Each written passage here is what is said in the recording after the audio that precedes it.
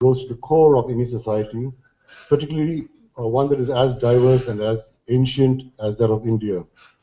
Gender-based violence is a continued blot on India's society despite its social and economic progress over the past 6 decades. In terms of both legislative and institutional mechanisms to prevent and redress survivors of gender-based violence, India, I would submit, has been behind the curve. To place today's discussion in context, the Supreme Court has laid out guidelines as to how sexual harassment at the workplace should be addressed. It's quite a comprehensive definition of what sexual harassment at the workplace means.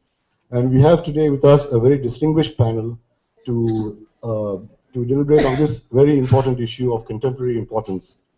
A brief word about the Hindu Center. Since our inauguration in on January 31st by the President of India, the Hindu Center has completed 5 research projects on various topics of interest to Indian democracy. It's by its first batch of public policy scholars, and we are into our second batch of public policy scholars. We are guided by a board of management comprising Dr. Malini Parthasarathi, the director, and the Hindu editor, Mr. Ram, the chairman of Kasturi and Sons, and Mr. Ravi, editor-in-chief of the Hindu. If I were to get more focus on today's, why is the Hindu Center doing this on gender-based violence? And from that, I would like to quote from our mission statement, which says, "It is our endeavor to promote a vision of a nationhood firmly anchored to the rights of all citizens." So that gives us an immediate context to which we place today's discussion. Before I request Dr. Chalapathy to take the floor, a few words of introduction to Dr. Venkata Chalapathy, who will in turn introduce the members of the panel. He's a member of the Board of Advisors of the Hindu Center, a renowned historian who holds a doctorate in history from the Jawaharlal Nehru University, a recipient of the VKRB Prize in 2007, and author of many books in Tamil and English. Dr. Chalapathy, it's my pleasure to hand the floor to you. Thank you. Vanakkam, good morning. Thanks, sir. It's my pleasure to moderate today's discussion on gender-based violence challenges and institutional responses. I'm very happy that the Hindu Center has taken the initiative to have this discussion, because it seems not a day has passed in the last few months with one or other scandal regarding gender-based violence coming to the fore. But I think it's very unfortunate that we should reflect about such a crucial issue only in the context of scandals. The note that has been circulated by the Hindu Center gives some alarming statistics. Statistics which runs into numbers like 24,000 instances of rape, 42,000 cases of molestation, and 9,000 cases of sexual harassment in India. But as the caveat adds, this is only the tip of the iceberg.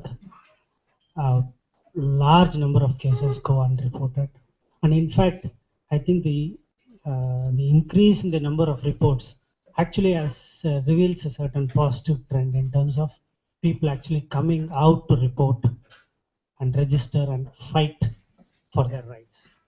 So it is in this context we are having this discussion, and I think a historian like me should let the experts speak rather than for me to proffer any new insights or arguments.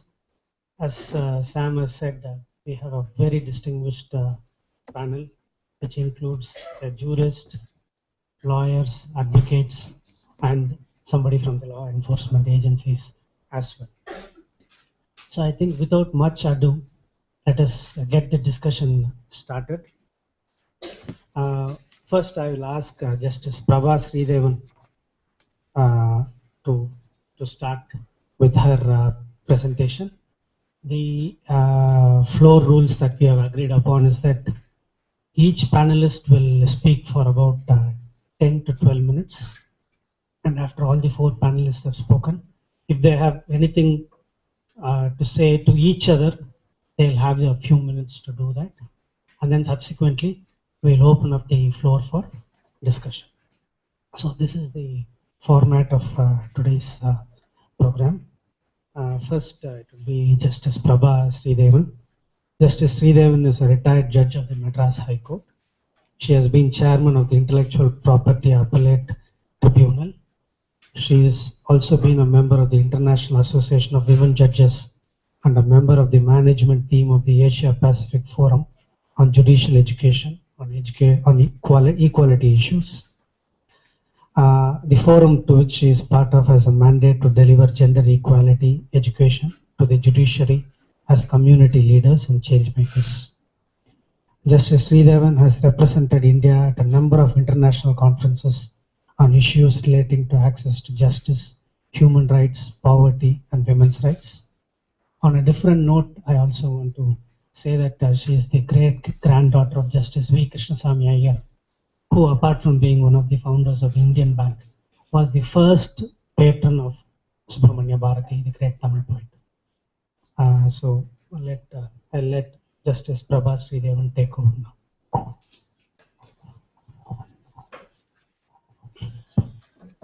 Good morning to all of you. Some time ago, after the gang rape of Delhi, I addressed a group of people at Ethiraj College on the invitation of Hindu. The subject was again violence against women. This is the second time. I hope there is no third time. Not because I say no to Hindu or because Hindu says no to my name, but because we say no to violence against women. It is really tragedy and outrageous. I've been asked to speak about the legal framework, and I wonder what else could the legal framework be but the Constitution? Every law, every rule, every regulation, every scheme, it's tested on the anvil of the Constitution. If it fails the test, it is illegal, it's illegitimate. And the Constitution promises us equality and fraternity. Fraternity is an oft forgotten principle. We talk about liberty, equality, and justice, but fraternity, which talks about the dignity of the individual, always falls by the wayside, I feel. When we consider the human rights of women as equality rights, human rights are always anti-majoritarian. And women's rights is also so, because the male component is definitely larger in the socio-economic, political pie. Unless there is a radical change in the attitude of the people, a willingness to recognize the equality rights, and a concerted effort, the equality rights will continue to be violated. Where does the state come in here? The state owes a duty not to violate the promise of equality to women. All state actions shall be informed by the spirit. At the same time, the state also owes a duty to make sure the departure from equality by other players is impossible or at least difficult. To understand how equality works, I will tell you a small exercise.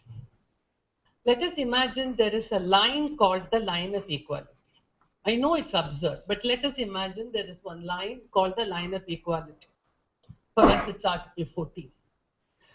And It represents the distance each one of us has to travel in accessing justice, in accessing everything that every citizen of this country is entitled to. If each of us travel the same distance to reach this line, then we are on velvet. There is no problem. All of us are equal.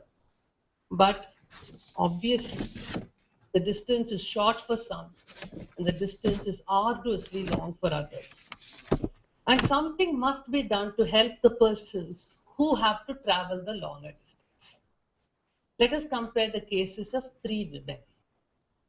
One who is sexually assaulted, one who is a senior government officer, and one who is physically challenged. How difficult or how easy is it for each one of them to reach this imaginary line of mine? I think we will all accept that the senior government officer is closest to the line of equality. There's no doubt about it. I don't think there will be any dissent note. But just change her gender. Make her a male government officer. He zooms forward closer to the line of equality. The hurdles which even a senior government officer or anyone else in any other powerful position as a woman faces fade into the background by just transforming them to man. Now, let us take the other 2 cases. The burden of discrimination of being a person with disability too lightens if that person is a man. Because every discrimination becomes a double burden when one is a woman. And we come to the woman who is sexually assaulted. Her distance to reach justice, her distance to even be, her distance to be audible is too long. She also faces social stigmatization as though she is the wrongdoer. She is faced with distrust. She is asked if there was any contributory factor to what happened. And the judges who apply the law must understand that there are factors controlling the entry points for women, for each one of us in accessing justice. And I'm retired, but I still use the word we. We must use the tool of equality to ensure that these factors do not negate or do not block her door to reach that stream. In a Canadian case, Keegan versus Canada, equality is described as where this is quotation, where equality is concerned, each and every one has a role to play. Liberty with equality is about attitude. Equality must not be part of any thinking, it must be part of our living. In another context, the Madras High Court said that Article 38 of the Constitution enjoins on the state to strive to promote the welfare of the people by securing and protecting as effectively as it may a social order in which justice, social, economic, and political shall inform all the institutions of the national life. So the legal framework will be real only when it ensures this for every citizen. The Verma report is an almost comprehensive document. We can pick holes in it if we want to. There's no doubt about that. But when I was looking at it again last week, I found that it was signed on January 23rd and Justice Verma passed away on April 22nd. Just 3 months. It was almost as if he had a premonition that this has to be done in a hurry. The discourse started in earnest with his judgment, Vishaka. The state, which had to pick up the baton promptly, has proceeded very haltingly. So there is some kind of a poetic justice that he headed the committee which filed the report. I will quote a lot from the report because I find there is so much in it about the institutions that play a part in ensuring that women are not sexually harassed in the workplace. The purpose of laws, it says, is to prescribe the standard of behavior of the people and to regulate their conduct in a civilized society. And it also says that the historical imbalance in the consciousness about women must be rectified if one has to bring both of them to an equal position. And these symbolic one or two women in prominent position do not make a summer of equality. Equality is creating a consciousness which sees another's life and experience as it is, and not as we think it is. And law should enable this. Recognition of human rights is not confined to courts. It is there in everyday transactions and the systems that engage us in our routine lives. The workplace, wherever it might be, and whatever the nature of work done, must collaborate in creating an atmosphere that prevents harm to the other. The workplace in Vishaka was actually a space which was informal, unstructured, and unorganized. But yet, it was her workplace. And that was how this started. Next, we must affirm that this workplace is a healthy place to work. Safeguards must be in place to prevent the occurrence of sexual harassment. Measures of prevention are the other side of the woman's right to a safe environment. Language is so important. Just as the word victim girl, which is very popular when describing a woman who has suffered sexual violence, brings in before our mind's eye this crying, weeping, powerless woman.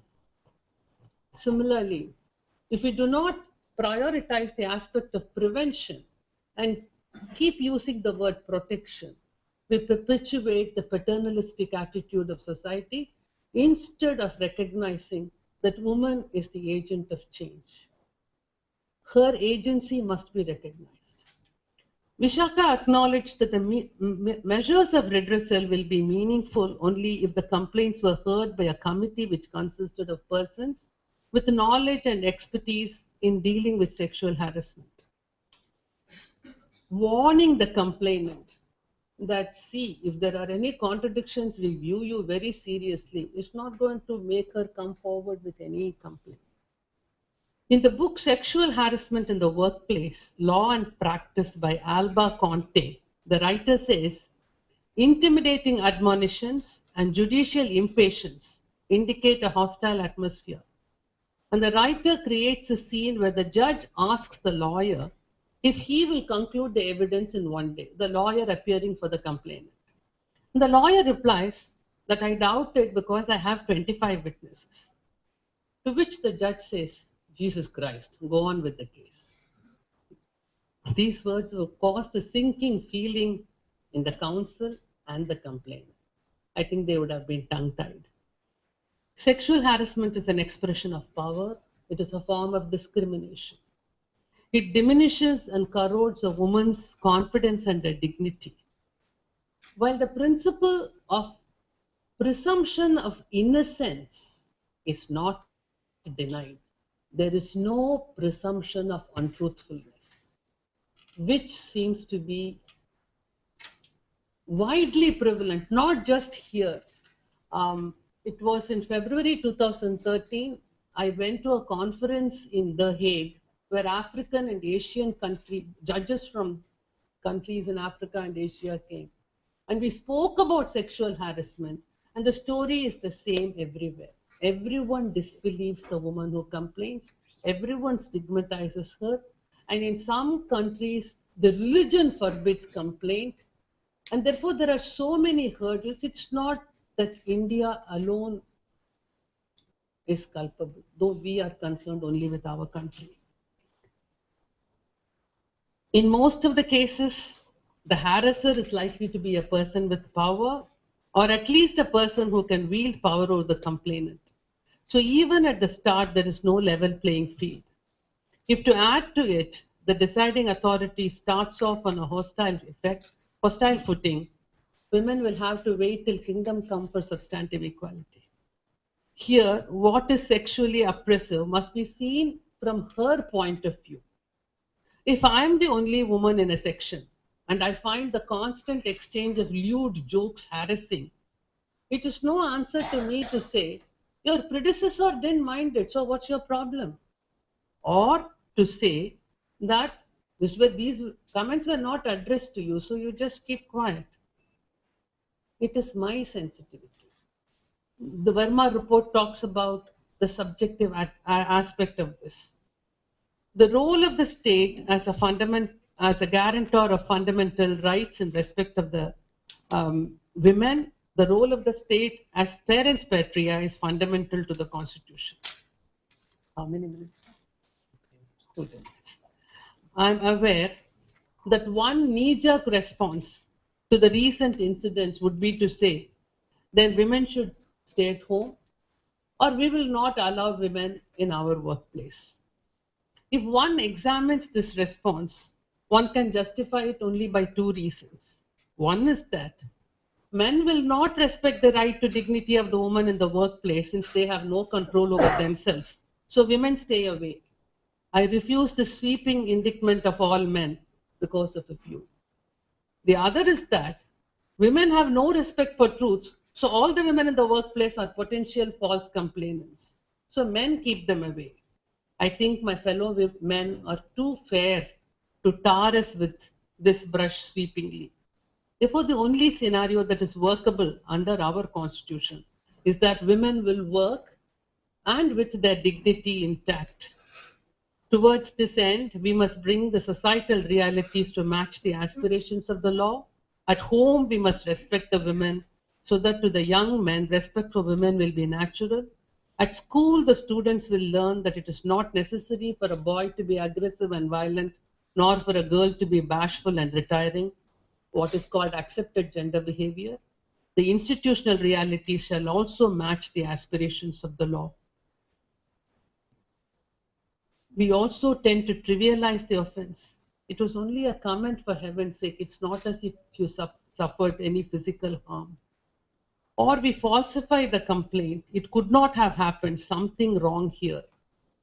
The police as an institution also tries to be a self-appointed arbiter of honor. At The Hague, they said corruption was also a hurdle because women cannot pay as much as perhaps men are able to. The Verma report also speaks about elected representatives. The legal framework will work only if every cog in the wheel works. I'm not shifting the onus. The legal framework must ensure that every cog works. Thank you.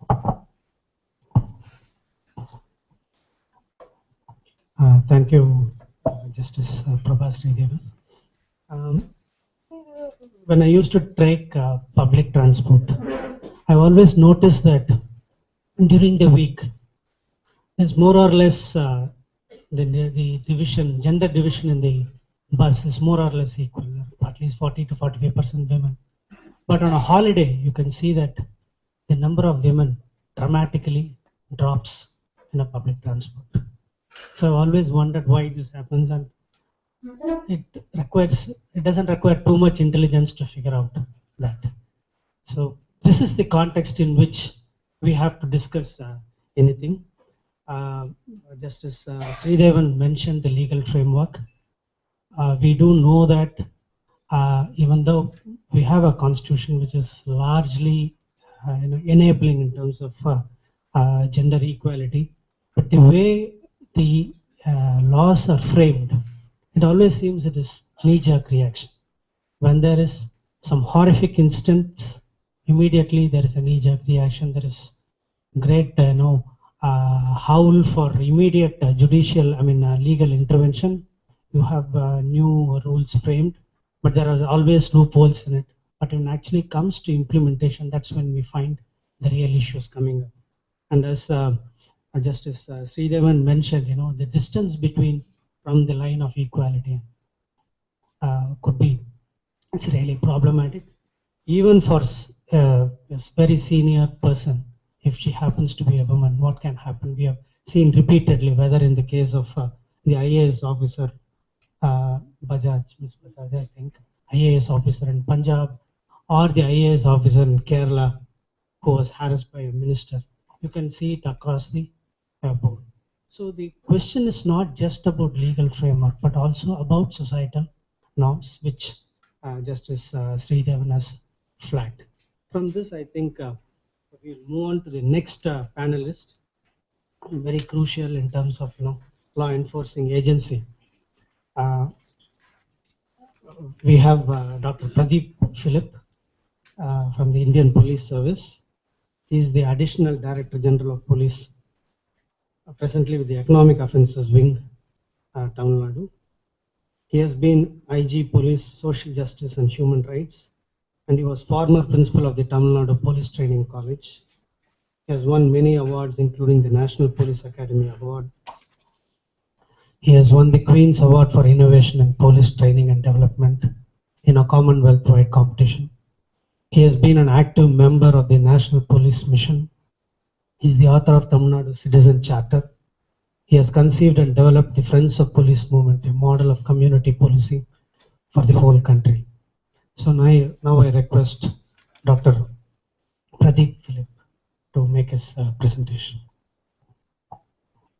The moderator, Dr. Venkatachalapati, other distinguished panelists, distinguished invitees, friends from the host organization, the Hindu Center, ladies and gentlemen. Justice Prabha referred to the constitutional metrics of values which should be the safeguard for the rights of women as well as men. But beyond the Constitution, we need to go to the very root of these constitutional values, which is the vision of our founding fathers. To quote verbatim the thoughts of Mahatma Gandhi way back in 1918, published in Young India, of which he was the editor, woman is the companion of man, gifted with equal capacities. She has the right to participate in the minutest details of activities of man. She has the same right of freedom and liberty as he. By sheer force of a vicious custom, even the most ignorant and worthless men have been enjoying a superiority over women which they do not deserve and ought not to have. So here is the person who was later to be acknowledged as the author of Indian independence and freedom, championing the equality of women with men, and also admitting that in reality that even the most worthless of men enjoyed a certain kind of dominance over women. Again, to cite the view of Jawaharlal Nehru, the first Prime Minister, you can tell the condition of a nation by looking at the status of its women. As the Honorable Justice Prabha said, the issue of gender violence against women is not a localized issue, it is a pandemic. It has occurred right through history and is continuing to occur in all parts of the world, both the advanced nations as well as the developing nations. But in the context of India, women are particularly vulnerable to various forms of violent treatment. We could count as many as 30 types of violence that targets women because of a gender. The classification of gender violence is not just sexual, but it is age-related. It starts even before the conception of the child. Search your own consciences if you are a woman or a man, and ask yourself, if you are to be a parent, what would be the preferred sex of the child? Can we have a vote on this? An honest vote. Would all the women in this audience and all the men in this audience, if they had a choice, would they equally prefer a male progeny or a female progeny? Thank you. See, the very few hands were lifted up. It's a very honest response. I must congratulate you for that. So we need to face these realities that the violence against women begins in the human mind, and particularly not just, even all the women did not raise their hands. Beg your pardon? Yeah, they thought you wanted, they didn't know you wanted them to work with a woman. She wanted a woman, so she didn't raise her. Okay, can we have I said that, would you equally prefer a male or a female progeny? So the question has only one response. Some want women only. Some want a girl child. Only, okay, then I should have a second vote on that. How many of you would only prefer a girl progeny? I have only one girl. I have two boys. And still there is a large number of people who have not indicated their choice on either side. No, I'm not talking. I'm just taking an ideal situation where you have to make a choice. So the prejudice or the bias against the female begins right, even not just in the womb, but before conception, in the minds of men as well as women. And so forth. Therefore, society worldwide has not evolved to a stage where the ideal of equality is supported by a thought process. And therefore, we need to evolve mechanisms, structures, institutions, and a system of education which kind of ingrains this kind of equality right at the conception stage. So at the age-related offenses of violence of female infanticide and feticide, and followed by child abuse and pedophilia, which of course even the male progeny are subjected to, but more frequently it is the female child who is subjected to abuse and pedophilia. And the next is marriage-based. See, most of the violence against women is not by strangers. If you take the figures of cruelty by husband and relatives, there is a certain pyramid of violence that I say that the base is constituted by cruelty by known people, the very people who are supposed to be the protector, the very people who have taken vows under marriage of whatever faith they belong to protect the physically weaker of the sex. And the numbers have been increasing from the year 2006 to 2011. 2006, if it's taken as the base year, 63,128 registered cases. As the moderator said, this itself could be a tip of the iceberg, given the cultural acceptance that exists in our society for violence of various forms, not just physical. It could be intellectual, it could be a kind of emotional blackmail that the women are subjected to. It has increased proportionately over the span of 6 years to go up by nearly 36,000 to 99,135. So right in our homes we find this bias manifesting itself in various nuances of violence against the female gender. And almost about 11 to 12% of that crystallizes or materializes into violence of extreme kind, which we now call in India as dowry deaths.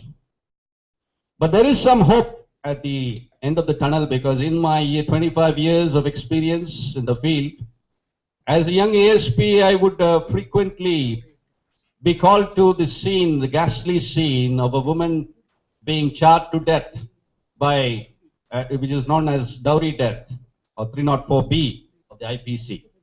But today, the media would also support me that the number of such incidents have come down drastically. And that could be the massive kind of campaign that was carried out across the country, and both through various creative means like even theater and even fiction, and the media, continuing a campaign against dowry debt. So if this evil of dowry debt could be reduced over a period of time by a massive campaign on a war footing, if all billion plus Indians, are educated, not just through the formal means of education, but by using the powerful tools of media to educate the psyche of particularly the males, because a recent survey showed that 50% of male population in India have sexist values. That is, they continue to justify and support the supposed superiority of the male over the female. And so there is various manifestations in reality of both direct structural violence as well as invisible violence, which happens within four walls of homes. So at the base of all these things is that there should be a zero tolerance of any form of prejudice, not just don't wait till a prejudice surfaces as a crime.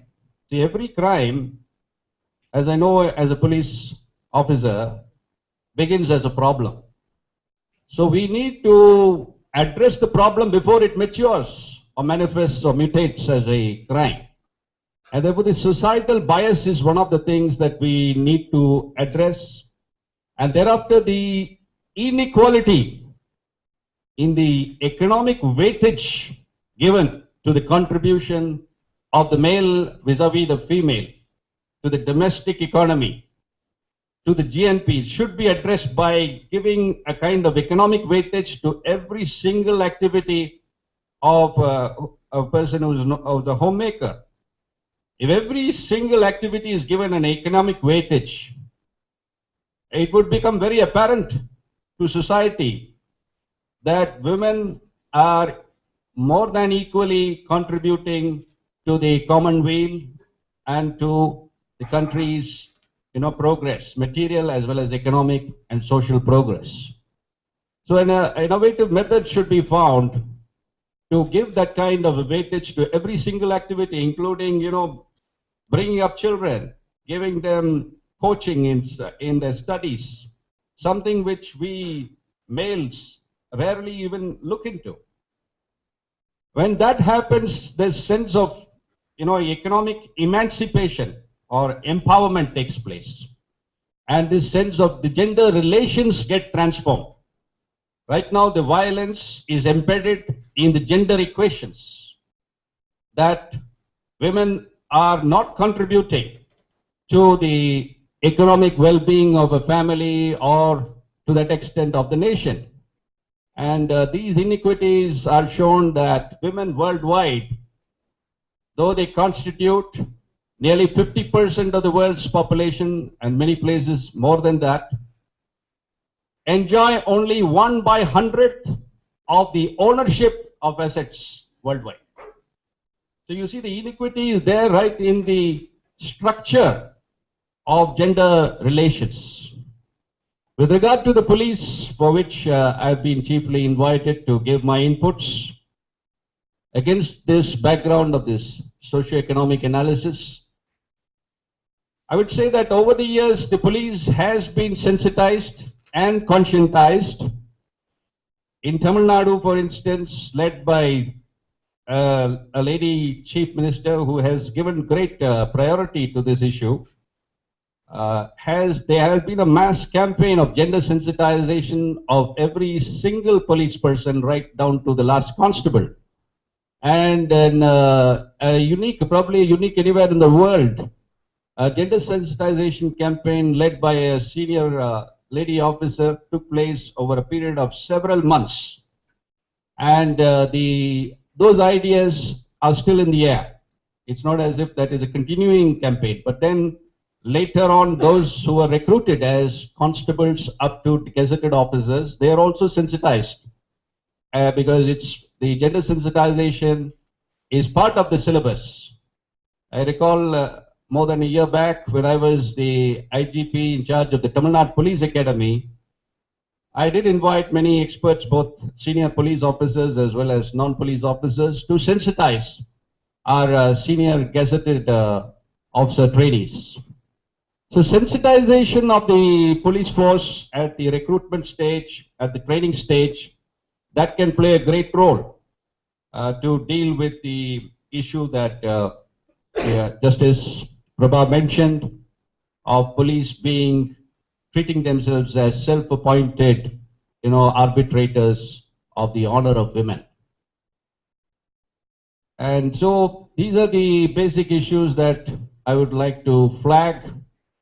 And once we develop that kind of zero tolerance of violence based on a real equality, real sense of equality, then we would find that the number of cases would not get completely eliminated, given that man is man and woman is woman. The generally physical aspect of the woman is what makes the woman more vulnerable. One is the physical weakness. And therefore, even I was thinking of certain innovative measures, like women being, not equipped with some cumbersome things like pepper spray, but you are familiar with the safety pin. You carry a safety pin. And if that safety pin can be patented with a certain coating, which would render the libido of the man to be neutralized immediately. You could just puncture the man's soft or vulnerable part immediately as soon as there is an attempt to outrage her modesty. This could be one of the common sense methods. We have to look at the legal aspects. We need to provide protection for the women. In doing that, under the right to private defense, which exists in the law as framed by Macaulay more than 100 years ago. And so there are, innate protections for women in the existing law. But unless there is a transformation of the mindset, primarily of men and also of women, we would not be heading to a scenario where the divergence between the ideal that the founding fathers spoke about and that we all aspire for, and the reality that obtains at the ground level, that divergence needs to be brought down. And I would conclude by saying that in nothing in the world is there such a great gap between reality and ideal as in the issue of gender relations and gender violence. And I'm sure this discourse will contribute to generate ideas to bring down this gap between the reality and the ideal. Thank you. Thank you, Dr. Philip. I have a gut feeling that, there are going to be a lot of questions and responses to your presentation. And also very interesting point that you make is that, even though we are talking about institutional responses, it seems that this cultural and ideological ground on which we have to actually fight this. And as an academic, I can say that academics and our Indian education system is phenomenally ill-equipped to do this. I want to refer to two instances. One, you mentioned, of course, the gender sensitization program for the police force, which started sometime in the late 90s. The university at which I was teaching then, Mananmaniam Sundaranagar University, was also involved in this. I remember that 1994 or 95, when the then Vice Chancellor, she introduced a new component at the undergraduate level on women to sensitize students to gender issues. And a workshop was organized for the teachers who were supposed to teach that course. So I was one of the resource persons. After I finished my talk, I stepped out and I had a discussion with many of the teachers. Many of them were men. After the talk, they said, no, we don't understand what you're talking about. What is the big problem that women are facing? Women are a privileged lot. I said, what privileges do they have? Oh, they have reserved seats in the buses.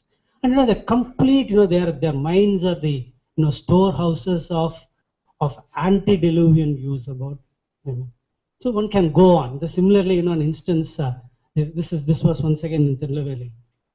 A very senior academic, also a very progressive writer. He was saying, referring to another colleague who had 3 daughters. This cannot be translated into English, so I have to say it in Tamil. 3 வண்டி நிக்கு தள்ளி விட மாட்டேங்கார. There are 3 vehicles standing at the portico. He's not taking any effort to get rid of them. So this is the attitude that is informing our teachers. So the challenges, of course, when we talk about this is something that was flagged by Justice Prabha Sridevan as well, that even though we might create new laws, who are the ones who are enforcing them, whether in terms of the law enforcing agencies or the judiciary. So I think I'm sure there are going to be a lot of responses and comments and questions to your presentation. Now we move on to the next panelist, a very well-known panelist, Ms. Sudha Ramalingam. Sudha Ramalingam has been very active in the People's Union for Civil Liberties for a very long time. She has been a practicing advocate since 1978. She has been an activist. She has worked extensively on human rights and gender-based issues. She has been a member of the Sexual Harassment Committee, Airport Authority of India, Chennai Airport, the National Vice President of the PUCL. She has been a member of the Legal Cell, Tamil Nadu Women's Commission, and she is also the Vice President of the Magalir Satta Udavi Mandram, Society for the Legal Aid for Women. So I now hand over the mic to Ms. Sudha Ramalingam. Thank you, and good morning to one and all. The topic to me is sexual harassment at workplace, the framework in India. But I thought instead of just concentrating on what Vishaka says or what the Sexual Harassment Act says as such per se, because all of us here are people who are quite well aware of whatever is there. So I thought from what Prabha spoke and what Mr. Philip spoke, I'll take on from there. I would like to first state that we still are living in an imaginary world. Sorry, Mr. Philip. Just last week, I was in one of the police stations in Chennai, and the inspector of police told me, Madam, all problems for women crop up only because of women. Look at them, how they dress. I told him, even a woman in burqa is being stalked and raped. He said, no, you are not aware of anything. He was so dismissive of me. This is the attitude of policemen despite sensitization courses. I was also part of it, which started after the death of Chitra in Maduravayil, in her house, after she was harassed by Amjikare police. Am I right? In the Amjikare police station. This girl, Chitra, was taken into police custody the previous night, subjected to such horrible harassments in the presence of her husband, who was an accused in a burglary case. And she was threatened and left back early in the morning in her house. She belonged to a very, very lower economic class. She did not have anyone to turn to. She was a pregnant girl. She was so much threatened by the policemen the whole night that she was afraid to be alive the next day. So she took the extreme step of committing suicide by hanging herself to death in her house. Very small tenement in Maduravayil police station limit. It was only after that this gender sensitization program was started in all earnestness and seriousness. And it was also because there was a budgetary provision made by the then state government immediately as a knee-jerk reaction that this entire thing started. And in order to completely finish that budget resources, they had all these sensitization programs here and there. I'm really sorry to tell this, but this is what is happening. Reality, it has not permeated into the minds of policemen. Policemen who are in the stage of an IPS officer or a higher official is definitely more sensitive. But at grassroots levels, this has not permeated into it. Another instance, just recently, last week, I have had an instance of an assistant professor who has come to me stating that she has been continuously harassed. Sorry. She has been continuously sexually harassed by her professor and head of the department in a very famous college in the city. There was a sexual harassment committee. It has probed into the allegations, but not even the minutes of the committee's inquiry was given to this woman.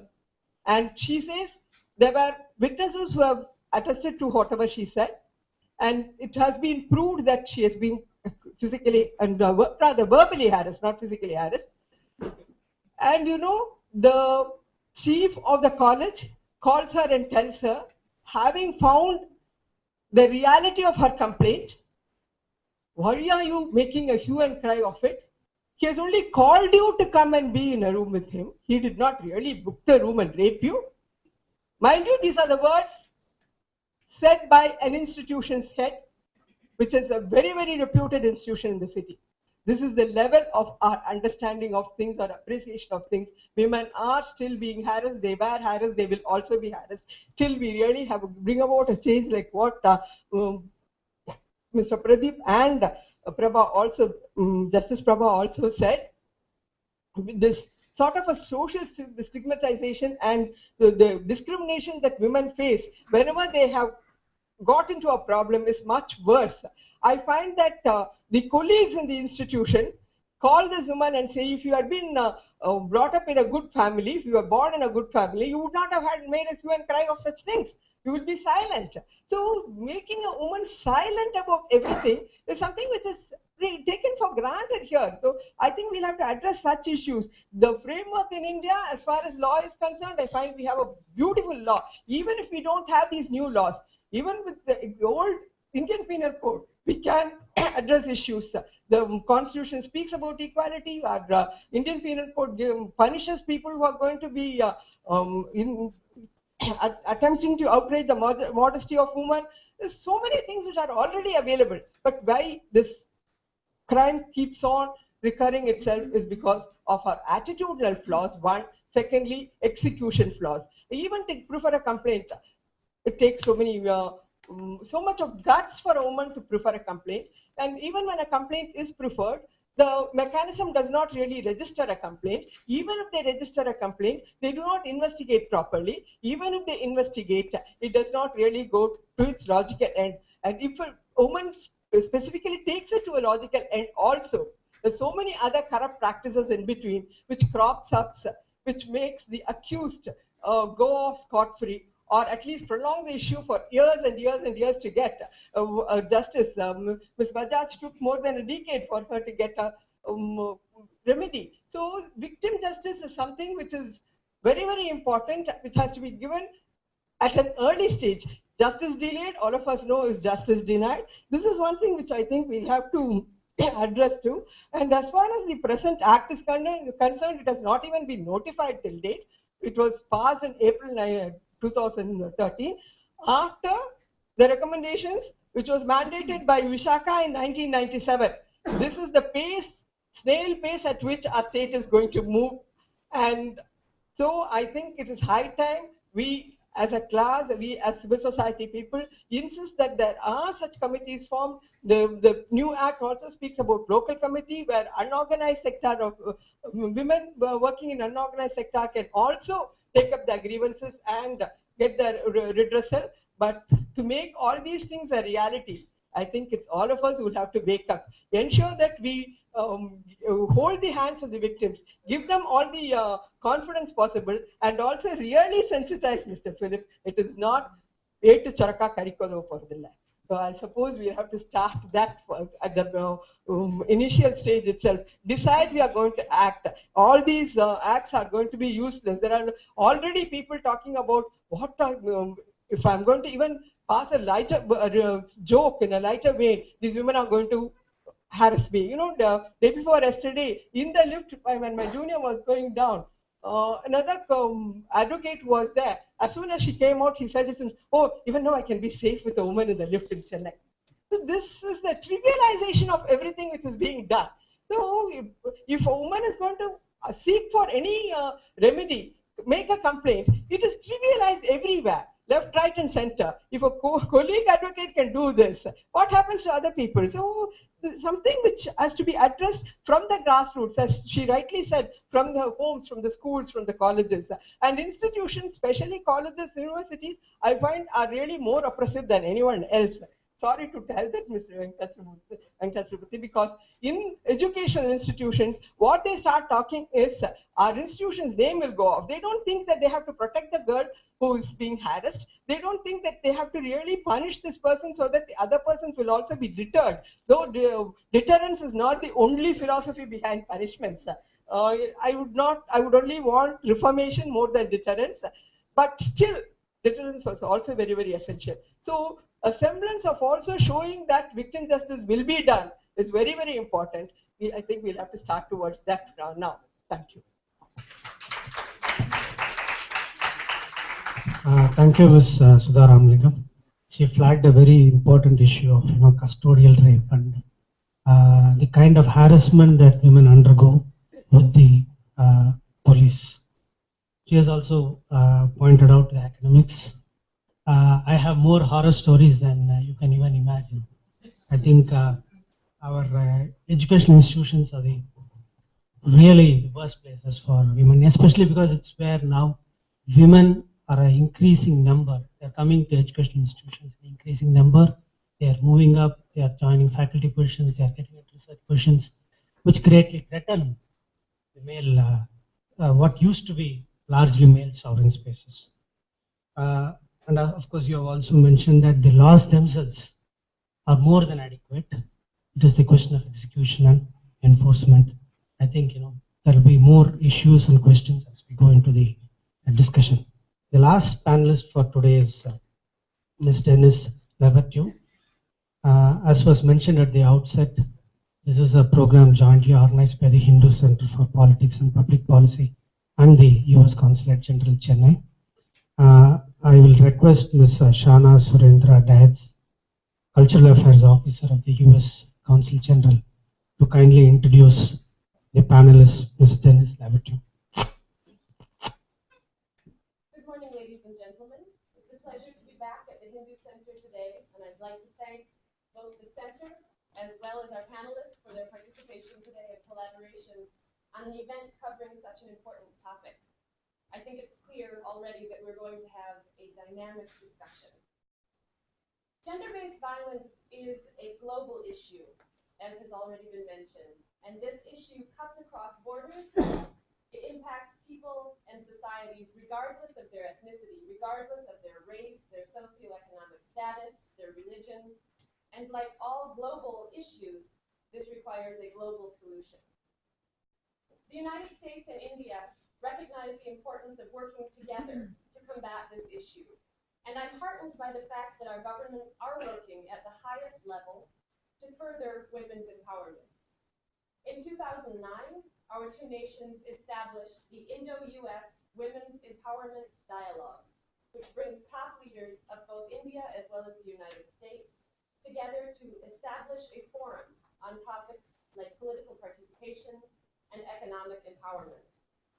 To ensure that these initiatives are carried out at the local level, we also have a women's empowerment working group here at our consulate in Chennai, and we have several members here today from that working group. I think it's also worth noting that the United States Department of State has a zero tolerance policy regarding sexual harassment and discrimination. For employees who are posted overseas, this actually extends beyond the working hours and into, it's a 24-hour policy for employees overseas. I'm happy to say that managers are held accountable for subordinates and their behaviors and actions. Secretary Kerry has noted that discriminatory and sexual harassment affront the principles of democracy, of liberty, and respect that are at the core of our American identity. So as a part of our efforts, I'm very pleased today to have Denise Laverty with us to share her experience working extensively on this issue in the United States. Denise is the Director of Advocacy Services for the California Coalition Against Sexual Assault, and she works with community-based programs and universities locally, nationally, and internationally to to build more effective responses to sexual violence, domestic violence, dating violence, and stalking. She has been an advocate working towards eliminating violence against women for more than 20 years, and she served in multiple capacities in the movement to end violence against women as a hotline advocate, program director, prevention educator, self-defense instructor, and overseeing legal services for survivors. She also currently serves as faculty at community colleges in Los Angeles, California, and as part of the team that works to ensure campus responses are effective. She's been a speaker and contributor to publications nationally and internationally on issues of violence against women and best practices for serving survivors. So ladies and gentlemen, with this, I will turn the mic over to our guest, Denise Levin.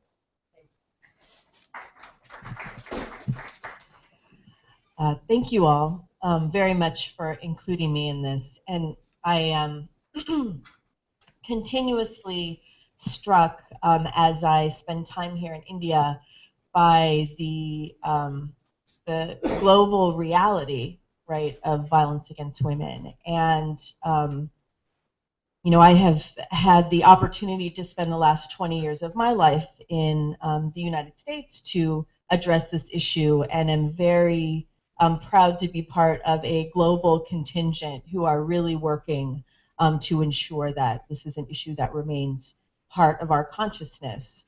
And I want to start, I guess, with just this reminder of the connection globally for women around this particular issue. When we look at the data and statistics, it tells us that about 1 in 3 women globally will be impacted by gender-based violence or violence against women. In the US, our data tells us that between 1 in 4 and 1 in 6 women will experience violence against women or gender-based violence in some form. And in doing some research here in India, some of the statistics that I found were that about every 20 minutes we see sexual assault happening here.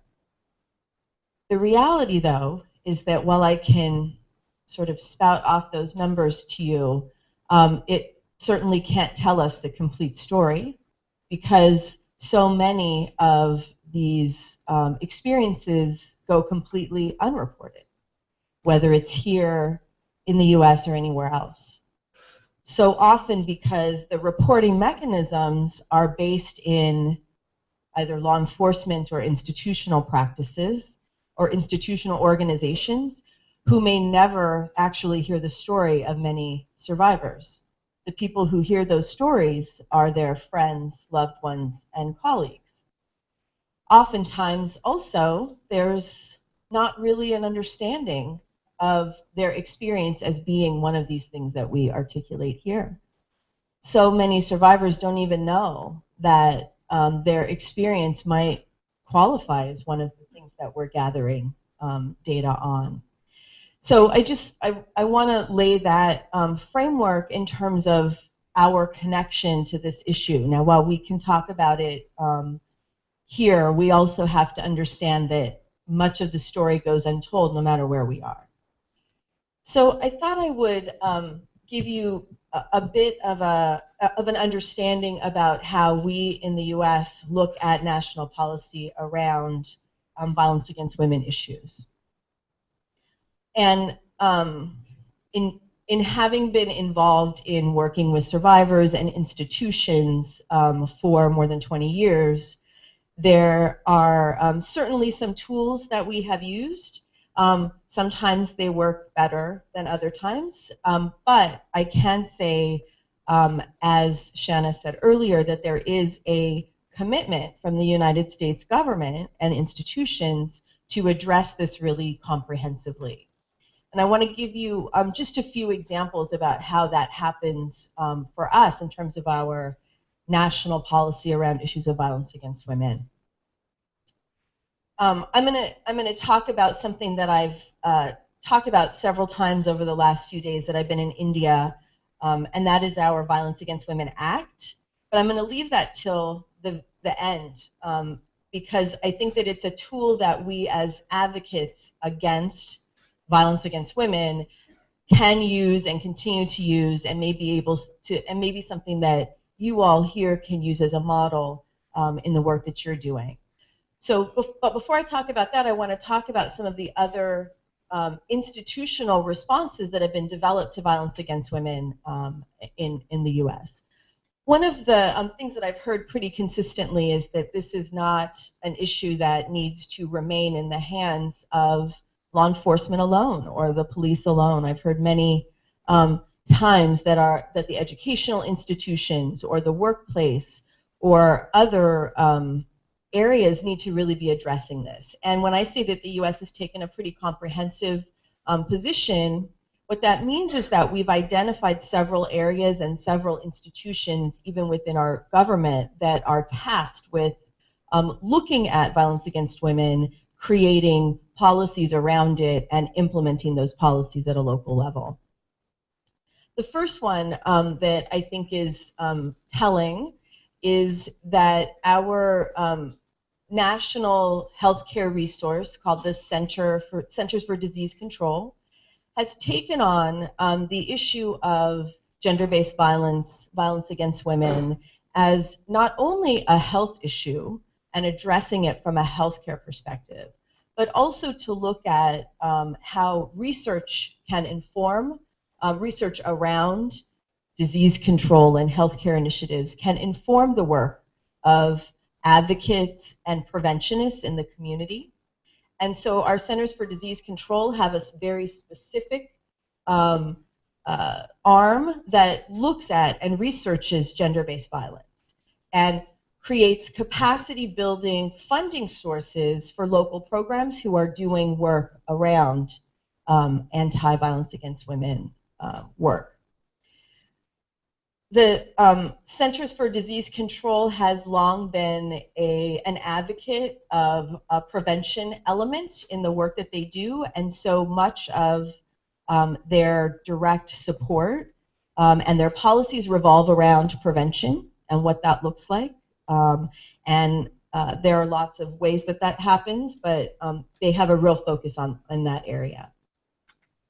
In addition, our Department of Education, which is the federal liaison, federal overseer of our educational systems as a whole, in addition to colleges and universities, also under elementary through high school education, has very, very specific policies related to gender violence in schools. And consider anyone who's being subject to gender-based violence as not being able to access fully their education, and therefore looks at it as gender discrimination, which is critical in much of what I've heard here in India around the responsibility of, in particular, colleges and universities. In addition, our Office on Civil Rights, I was having a lovely conversation last night with some activists from your community, and they said to me, oh, that's a little bit like our Office on Human Rights.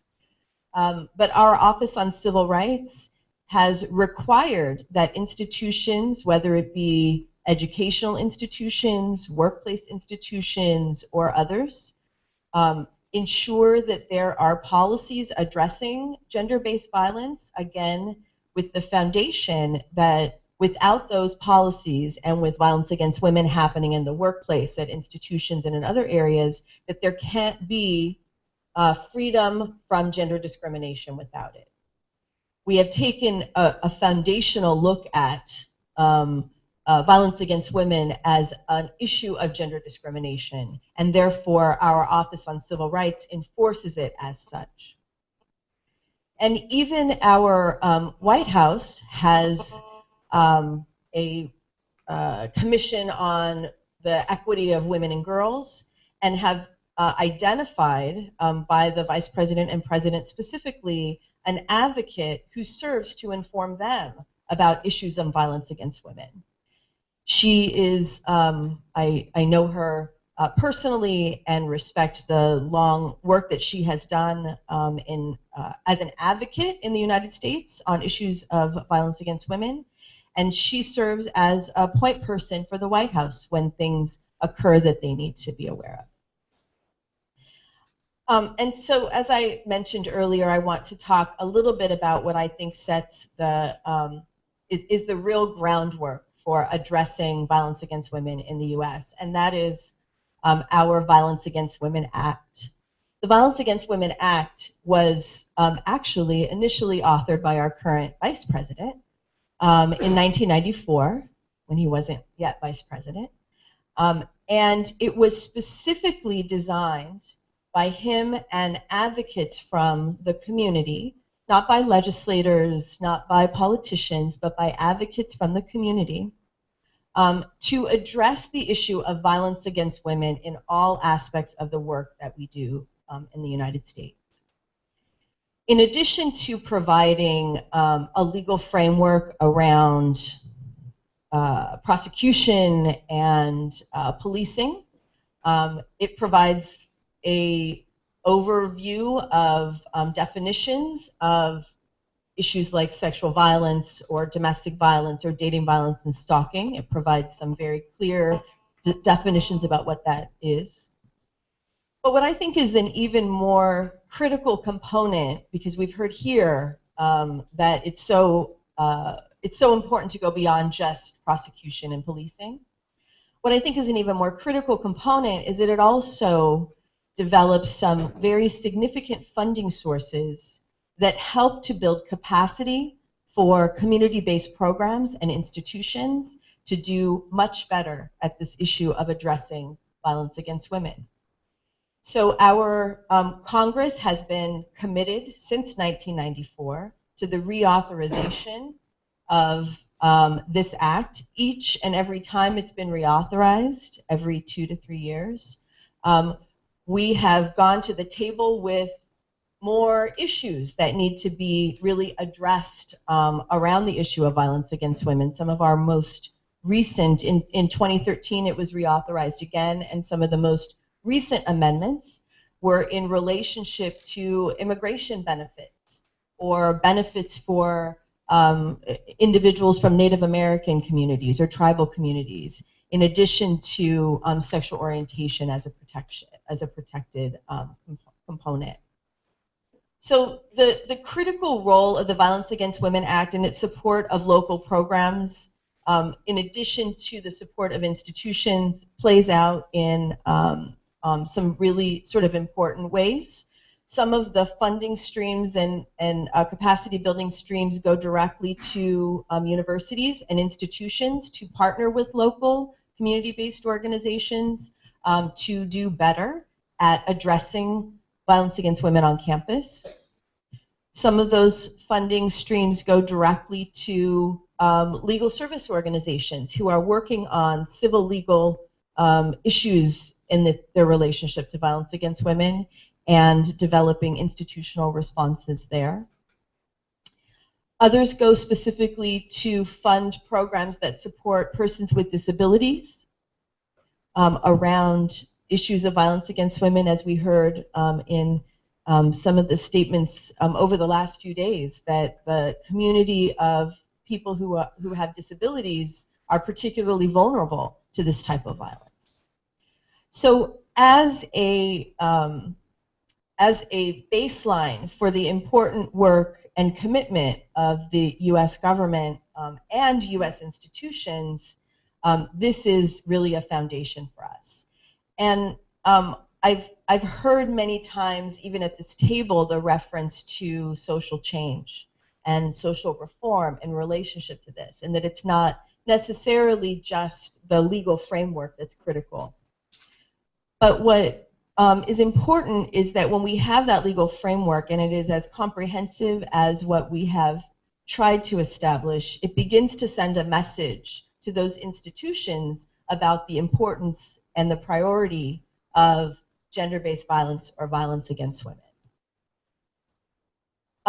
And in closing, I think it's important to ensure that we all understand that when the Violence Against Women Act was developed, it was intentionally developed with some clear charges One of those charges was to ensure that community-based approaches to responding to violence against women was supported, meaning that while we certainly have a national commitment, we don't necessarily have a national model that serves in every community, honoring and respecting that communities are different, honoring and respecting that there are different needs based on the population.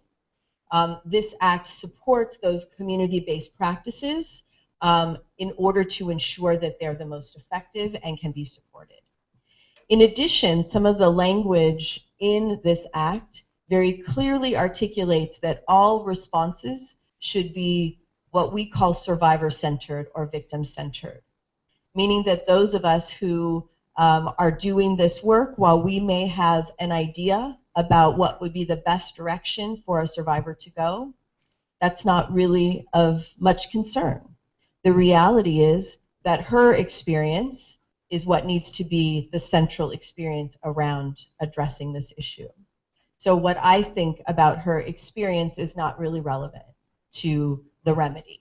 The remedy really has to be something that she can use and that works for her. So I'll close with that, and I'll also close with a profound appreciation for the energy behind gender-based violence here and the connection that the U.S. government has made to the Indian government in really addressing this. And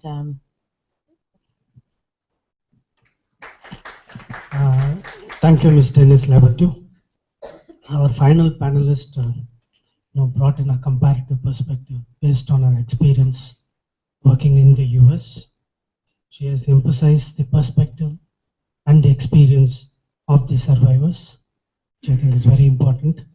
Now I would like to take the discussion to the next stage. May I ask the panelists if they wish to briefly respond to each other, if they have actually any points that they want to make at this point. After that, we'll take it to the floor. Perhaps we can start with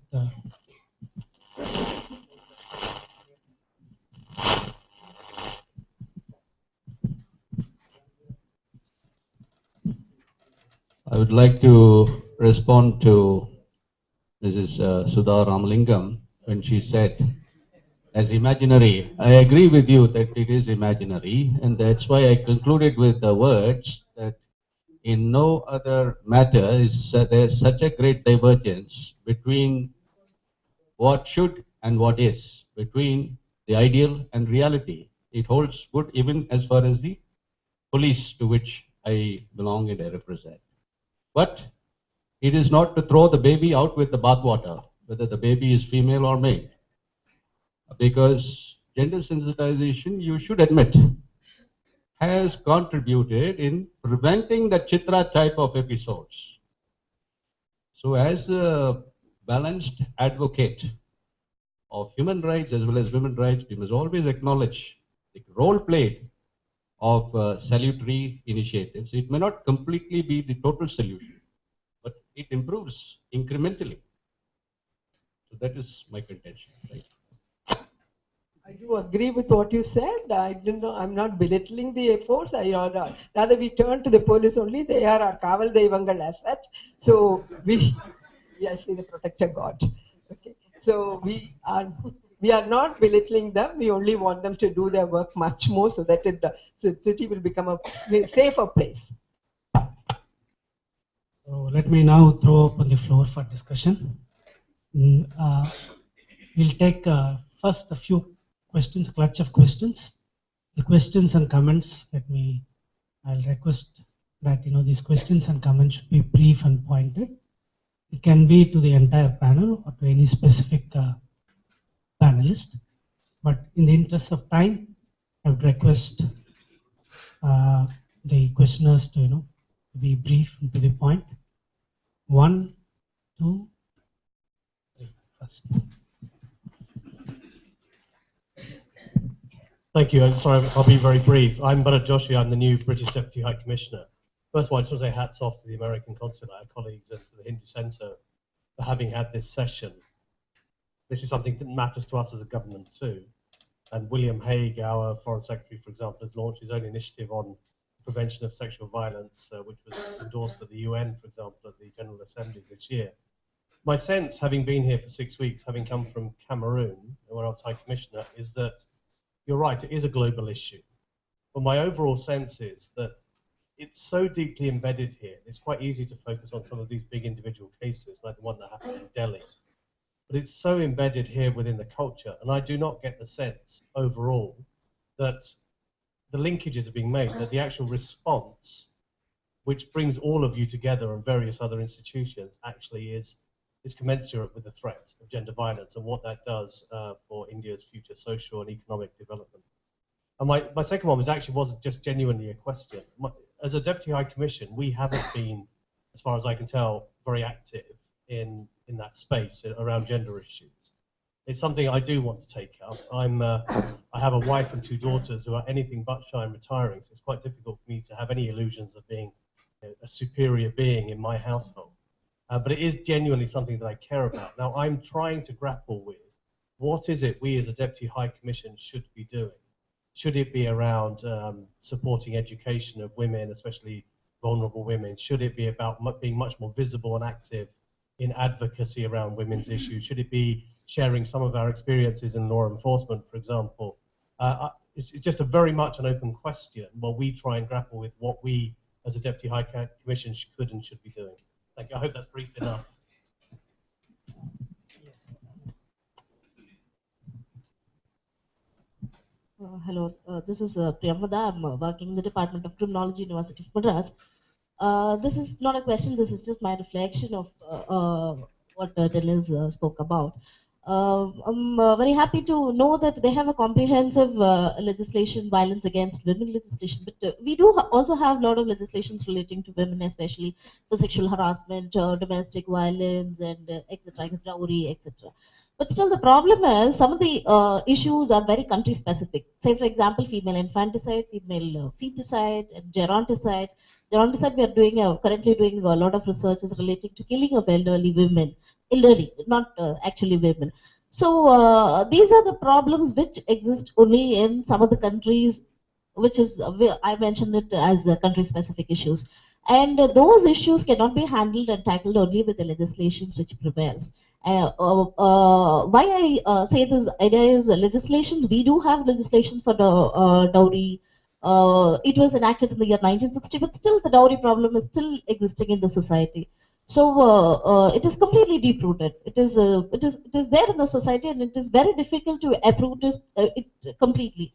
So creating awareness and completely changing the mindset of the individual in the society is the key to eradicate this problem, and it will take its own time and pace to eradicate this problem. It won't happen in a day's time. Yeah. Thank you.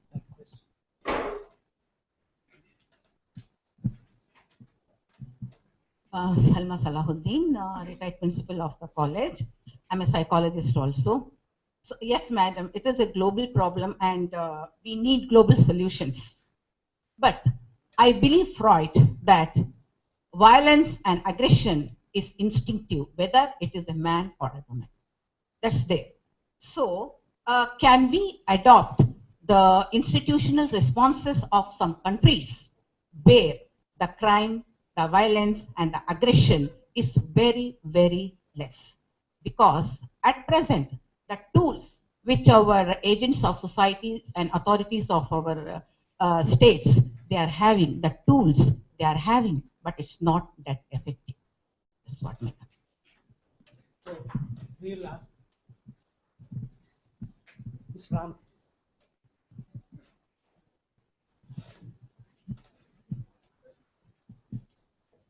I'm N. Ram from the Hindu Center. I have a specific question on this, the federal rape shield law in the United States. It's obviously based on some experience. There's a reason for it. It's intended to, I'm reading from the fact sheet here. It's intended to prevent offenders from using the victim's past sexual conduct against her during a rape trial. Now, this seems to be very relevant to the Indian context, particularly relevant to a case that has exploded. in the public arena recently, the the charges against Tarun Tejpal, and we learned that some of the concern about the toll that would be taken of the victim would be this sort of stuff being dragged in the trial, because there are very, very strong, ruthless defense lawyers who specialize in this kind of thing. So could you give us some background on what happened before this law, whether this right to a fair trial was being abused, and when did this happen? So since there is a specific question addressed to you, I think you should start. Okay. Yes, we have, in addition to federal rape shield statutes, each state or most states in the U.S. also have also have rape shield statutes. I actually can't tell you what specific case they were related to, but they were related to very much what you just stated, which was the response of defense attorneys bringing forward the sexual history of victims, as part of defending their case. And much like advocates put together the Violence Against Women Act, they came forward, in particular, prosecutor attorneys, right, and other attorneys, really talking about the limitation of that kind of evidence and the damage of that kind of evidence, not only to the victim, but also to cases. And so I'm not sure what more to tell you beyond that, but it has certainly been a tool that has been very helpful in many of our more recent high-profile cases. In particular, the cases that are related to consent. In our courts, and I'm not familiar with Indian courts, but there are typically two defenses to rape, and one's consent, right, that the victim was consenting, and the other is that the perpetrator didn't commit the crime at all. And so in cases where the perpetrator admitted to the crime, the consent issue, or committed to sex, right, sexual intercourse, the consent issue was coming up. And so sexual histories were brought in about the behavior of the victim, that if she had had sex with multiple partners beyond that person, that was a reason to believe that she had consented to sex in this case. The reality is that rape shield laws also have limitations. So there are some limitations related to consensual sex with that particular person, or things like drug use, but the general sexual histories of victims can't come into the cases. Does our former High Court judge have any comment on Past conduct is irrelevant according to our law.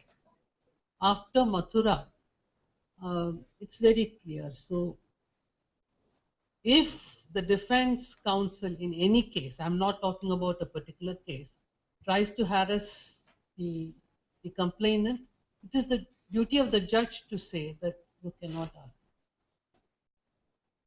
In practice, Really, it is disapproved. For all these years, the conduct that has become irrelevant in these cases. And to you, if you want my suggestion, it is I would like there to be a sensitization program of educational institutions, and not only in English, please, if you are really serious.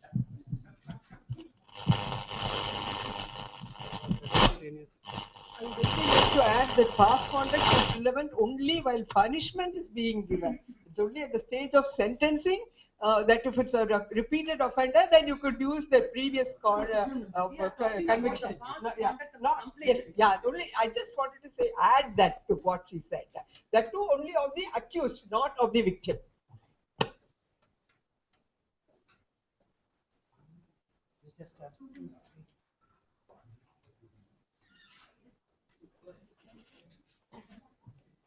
It will be next 10 years.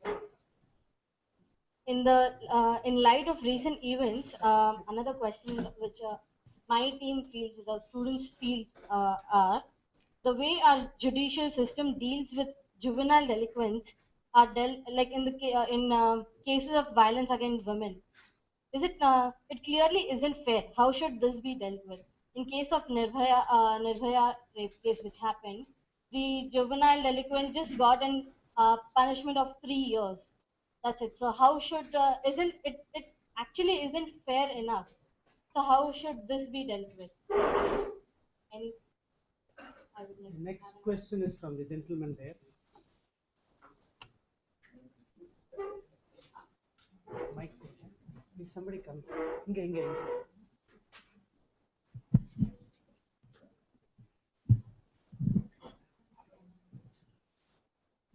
Good morning to you all. And my name is Praveen. So I have two questions, especially for you, ma'am. The first question is, giving death penalty and reducing the juvenile age from 18 to 16, will it reduce the sexual violence against women in India? First question. Second question is, the recent sexual harassment case against the former Justice of India, is it a real litmus test for rule of law and the confidence and the respect of judiciary, independent judiciary with the people? Thank you. It is heartening to see that the US administration is treating India in part more than gender. We think the nationals are nations should be treated in equal. So if gender equality brings that to the practice, we are happy. So there are I have two issues, sir. Number one is that vexatious and frivolous complaints. How do you treat vexatious and frivolous complaints? It's very common in the West, especially if they're Asian or Afro-Caribbean.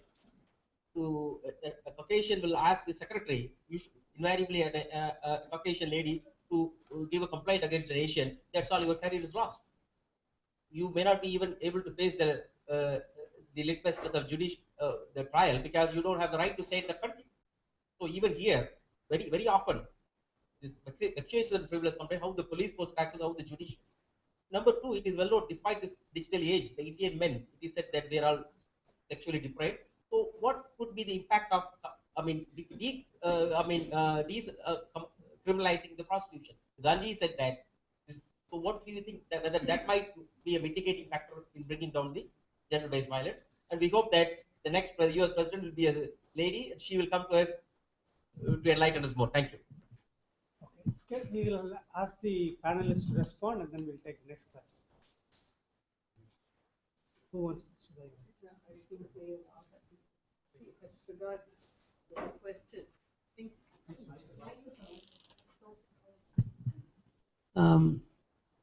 today this issue has been addressed. That's what I read in the papers, that though the juvenile will not be given death sentence and life, a serious, more serious sentence.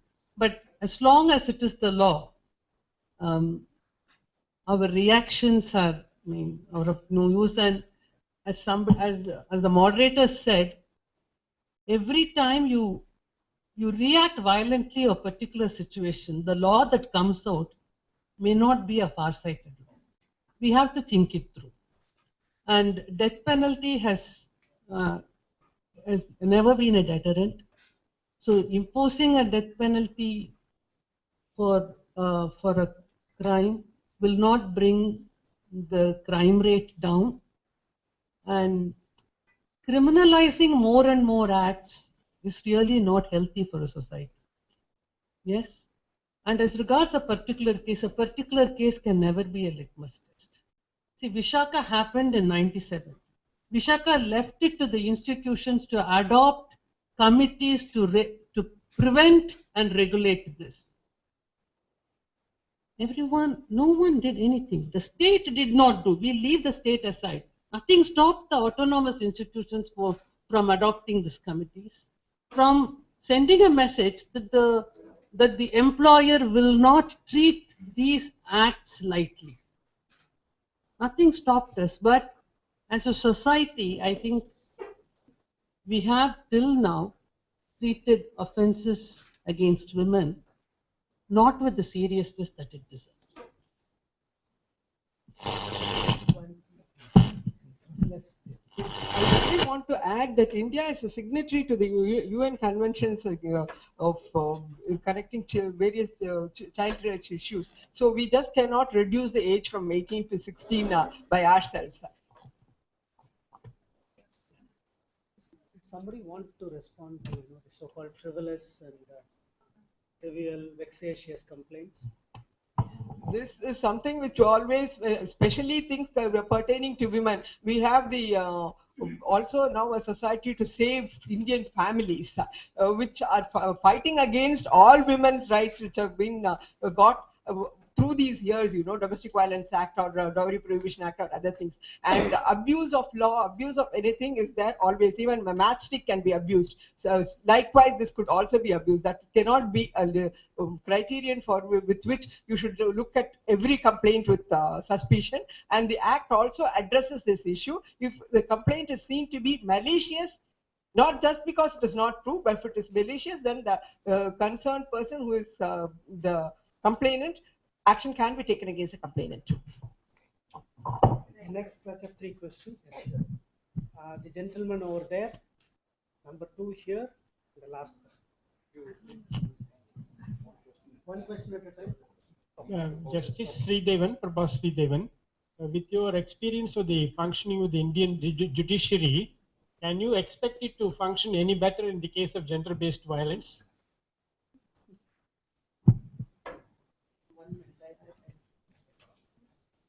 Any better than whom? Any better?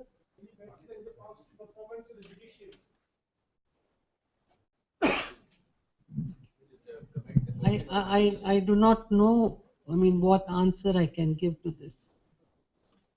You are saying that the performance of the judiciary has not been satisfactory, so why should we expect it to be different? Is that your question?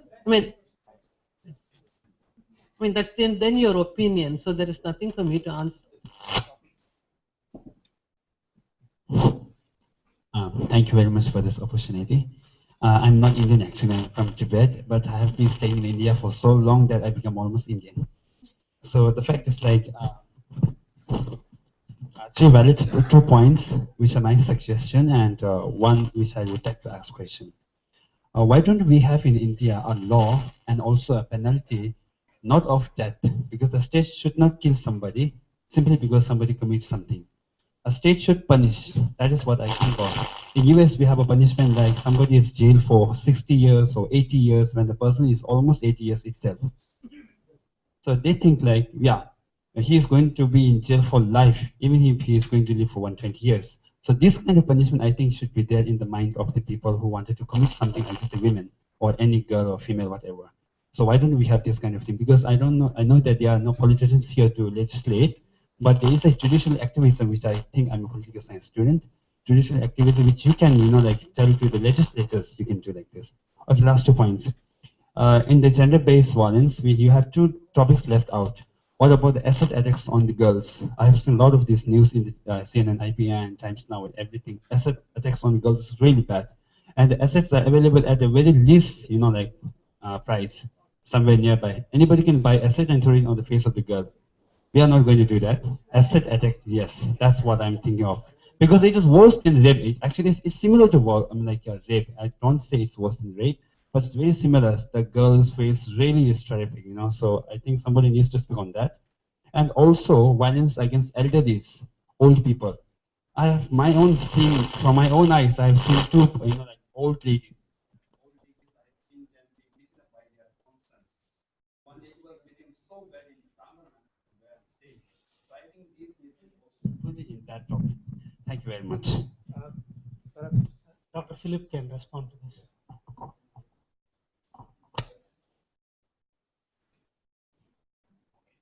With regard to acid attack, I think, is it endemic only in India? As a question I would like to ask, is it there elsewhere? Acid attacks in the US? Disfiguring the victim by throwing acid. Is it universal? Is it Indian? Is this on?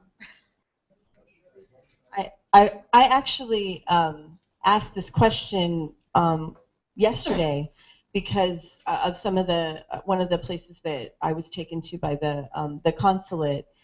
In fact, it's not for us. It isn't necessarily part of. Certainly, there have been incidents, but it is not, from what I have heard, to the extent that it is here. And one of the responses that I received, and perhaps you all can speak better to this, when I asked that same question, one of the questions I asked was, in the US, burning or acid is not necessarily something that's used what appears to be as frequently here. And the response that I heard from community-based organization was that the materials available to do it are more widely accessible. But it isn't as universal.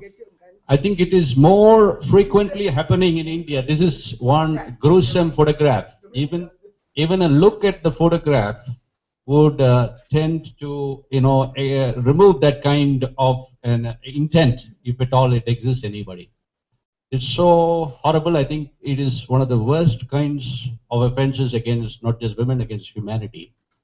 And the Supreme Court rightly, just as we are discussing it, is seized of the matter, and they have or are under the process of issuing orders for regulating the availability of such material so that it will be very restrictive and only certain people can access it who have a reason for it.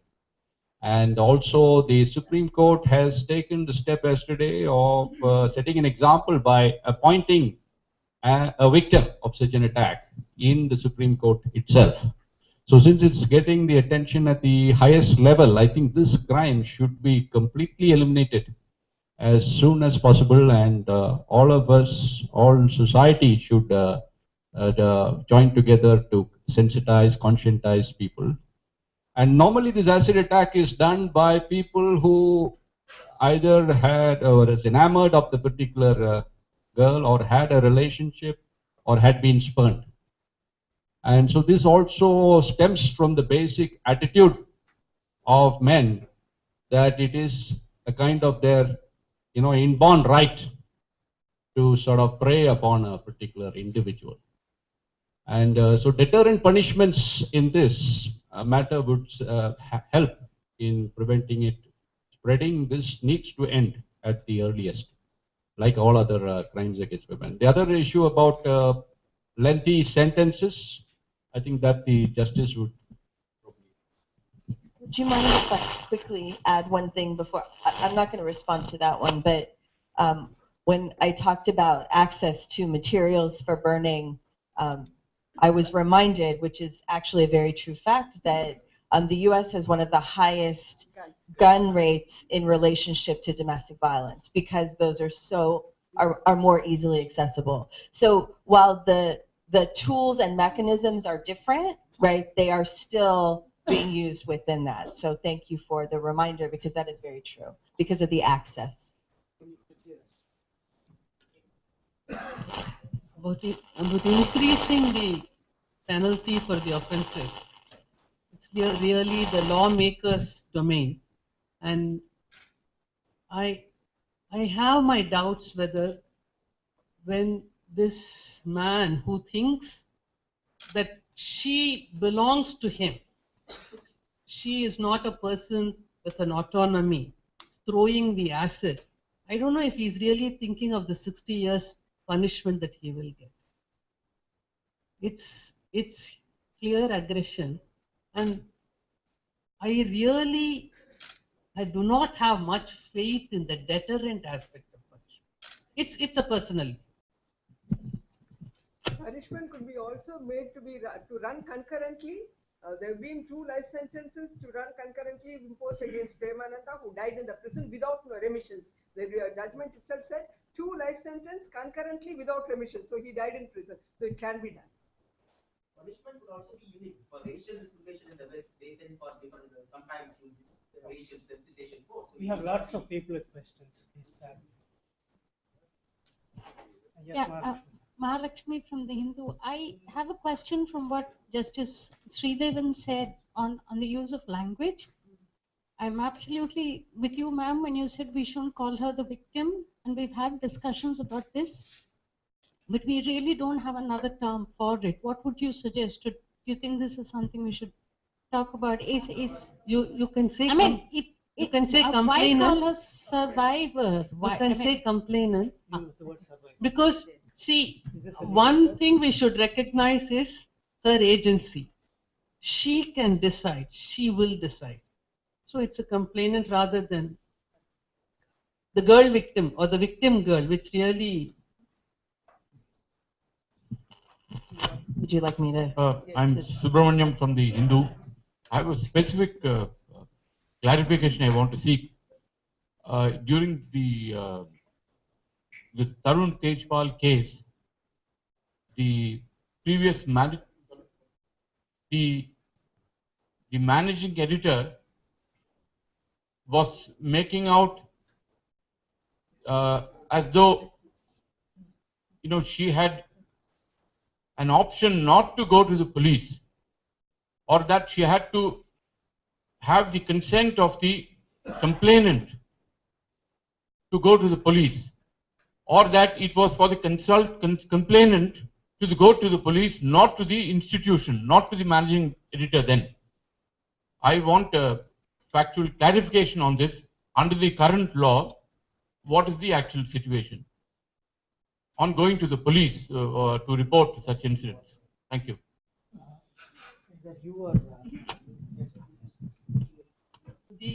The sexual harassment law has not been notified yet, and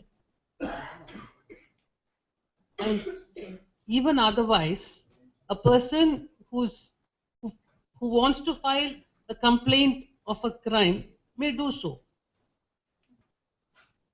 So, whether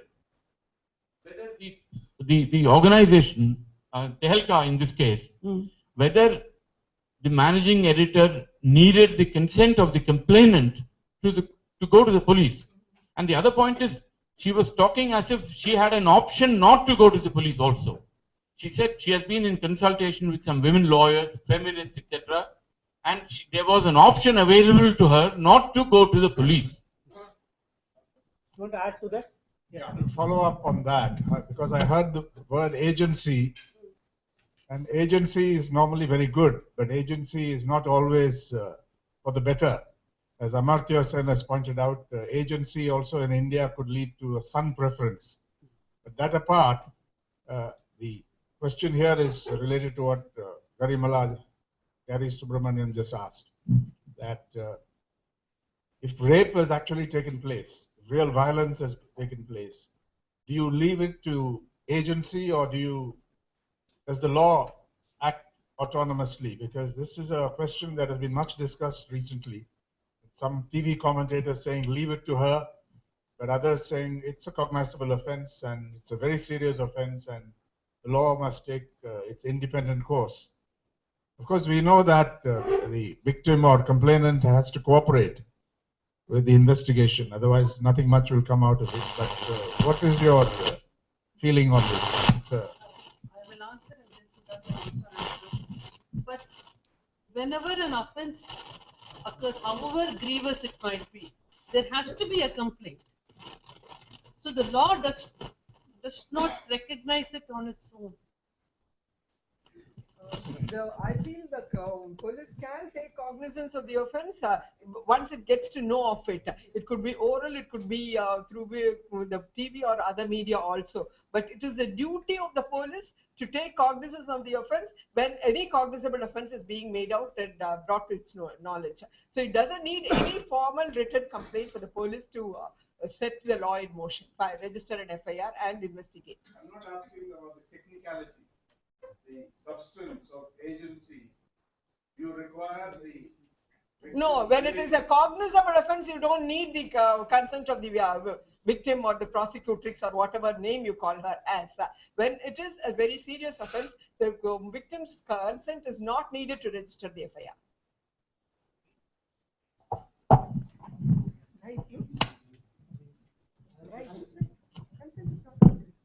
Greetings to all. My question is to the panel. And I'd like to talk about what consensus people can draw from about marital rapes. I mean, it is something which our society, all sections of our society, have conveniently ignored over the years, including the Verma Committee report. Marital rape, there's no mention about it. It's not an offense. Anything else is an offense, but this is not. So, what is the panel's view on that?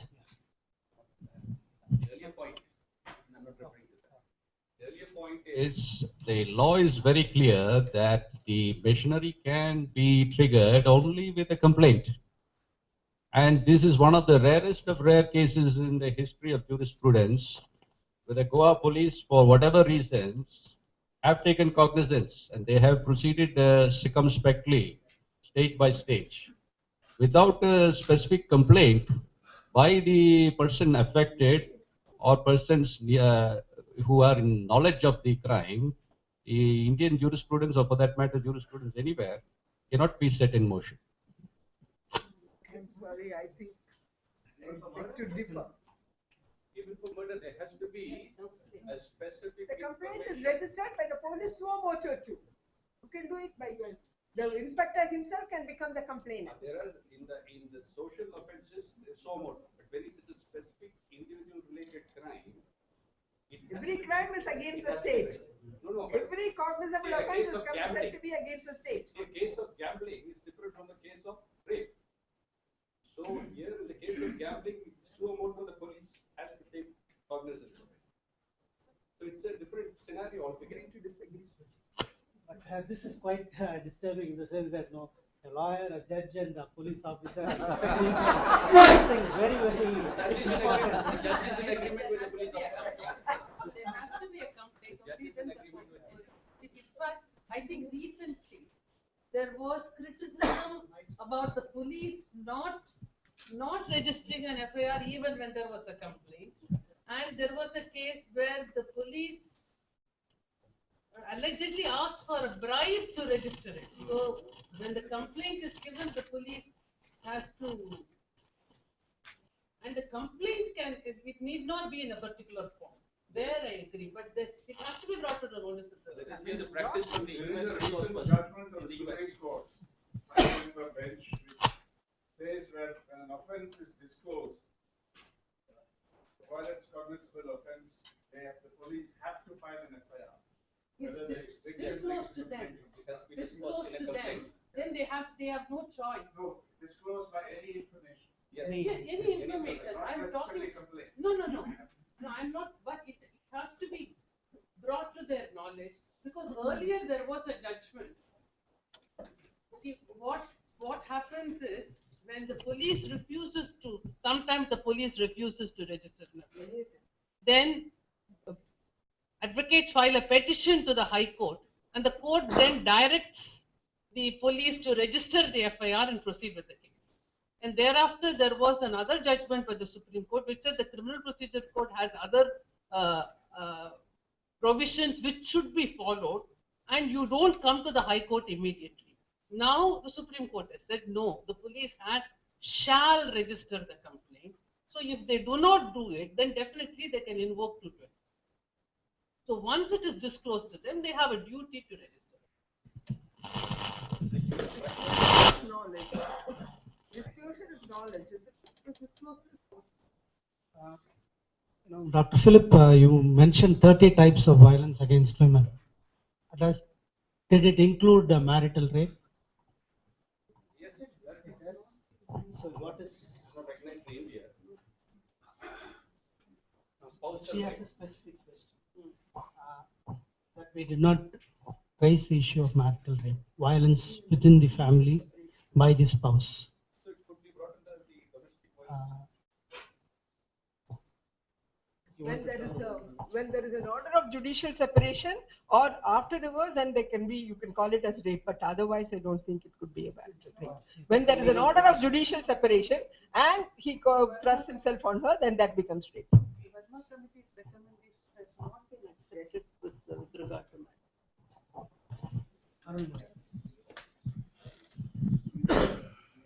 I'm Arul Muri, advocate. As an advocate, my opinion is that any information published can be the basis for taking cognizance, but on process of investigation, the statement of the either victim or the affected party is necessary. Therefore, the cooperation of the party affected is much more relevant and valid for further investigation. That's my opinion. And the institutional violence, when we are discussing about it, the social aspect which need to be highlighted is the basic unit of the institution. Social institution is the family, which justifies the subjugation of women. And every institution is viewed as a mirror image of the family. Either it is an office or what we say, it's a family, and I am like your father, I am like your brother, why don't you listen to me? And if you speak out, then you are bringing disgrace to your own family. This structural discrimination has to be addressed. And my question to Mr. Philip is that whether our state police had ever ventured to taking stock of the failure of all women police stations, which was established with a very great hope and confidence that it will be a great asylum to the women who are approaching them with upon hope. But it's not so. In my experience, in fact, we and Sudha, we will discourage the women to lodge a complaint with all women police. It's a very sorry state of affair. Yes, one our friend Badar is also here. We never. I feel ashamed to say this. We never encourage our clients to go to the all women police station to lodge a complaint. In a recent case where one of the girl who comes from a very pious family, not being exposed to this, was subjected to very cruel assault by the husband and his family. She was not able to recognize what's happening towards her, not able to comprehend what's happening. She was treated in the hospital for 3 days. For filing an FIR in this case, the women police were asking the girl's parents, what, உங்களுக்கெல்லாம் பிள்ளைய வாழ வைக்கணும்ன்ற ஆசையே கிடையாது, சரி சரி போயிட்டு வர வழியில நீங்கெல்லாம் காய்கறி சாப்பிட்றவங்க அடையாறு ஆனந்த பவன் இருக்குது, you bring 3 packet of meals. I cannot ask you biryani. So you bring 3 packet of meals for me to file an FIR. This is the treatment to that family, and the same girl had to go to a common police station, law and order police, because the husband again interrupted her on her way, and he forced her to go back to the matrimonial home, and she went to that law and order police station where the inspector told her, what is that, you are not able to keep him under control? The husband calls her a prostitute in front of the inspector, and the inspector says, no, she is not capable of being a prostitute because she is not able to cover up the husband. These are the comments a girl is facing from all women police station to law and order police station. This is the difference. Therefore, it fails even biologically. And my request to Mr. Philip is whether the state is taking cognizance of this failure. Dr. Philip, what is the status of all women police stations now? How many are there? How are they functioning? So see, as of now, this all-women police station was first conceived of and started in Tamil Nadu, and subsequently finding its utility and the demand both from women and families, it was gradually increased, and now it works out to about 1 all-women police station per subdivision in Tamil Nadu, about 194 all-women police stations in the state of Tamil Nadu. Studies have been conducted of some 4 women police stations in Trichy district. The analysis was done on the basis of in-depth interviews with those who are personnel in these stations, and it was found that these women personnel did not have a high level of motivation, and that they were themselves frustrated. And research shows that women in police tend to compete with their male counterparts in terms of brutality. And we cannot, as I said earlier, you cannot throw the baby out of the bathwater. Out of 10 cases, you have quoted one anecdotal evidence. You cannot make one anecdotal evidence enough to completely rubbish an entire institution. And so, therefore, I agree that is horrible example of the misbehavior, misdemeanor, corruption, etc., insensitivity, all that you will. But out of 194 all-women police stations, the percentage of satisfaction of the public, there has to be surveyed. I don't think any such study is available with me, or I'm not aware of it. So when you do a survey of the public satisfaction, so their Hindu Institute should take up a study of the consumer satisfaction of these 194 police stations. Then you can reach some conclusions. So my request to you is, while I understand your sense of empathy with your clients, let the one grain of rice not be taken as evidence that the entire batch is not cooked or wrong. Several other grains. No, please. We know the reality. It's not that something new. He has to defend his institution. I said that qualitative studies show that that they are tending to compete in terms of violence and even other terms of other negative aspects. In no way did I defend it. I'm saying that you must approach it in a very research and quantitative research. Can we? Yeah, please, no cross. We'll have the last set of 3 questions. Thank you. My question on, I'm Kalpana Chittaranjan, and my question on all women's police stations has already been answered by Dr. Philip. So the next question is to Ms. Labattu. If I heard right, you're also a martial arts instructor. If so, what has been your experience in this regard? Well, why I'm asking is I'm the chairperson of the YWCA Community College, and we teach karate twice a week. Regarding the Tarun Tejpal case, I'd like Justice Prabha to tell me, given that what has been reported in the media, would that be characterized as sexual assault or rape? Thank you.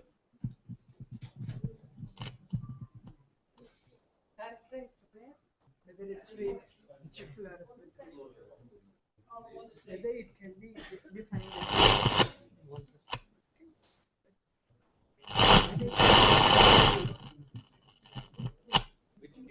which case?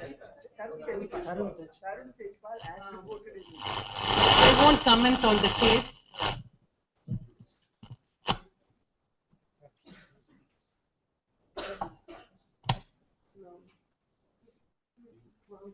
So now it's Denise.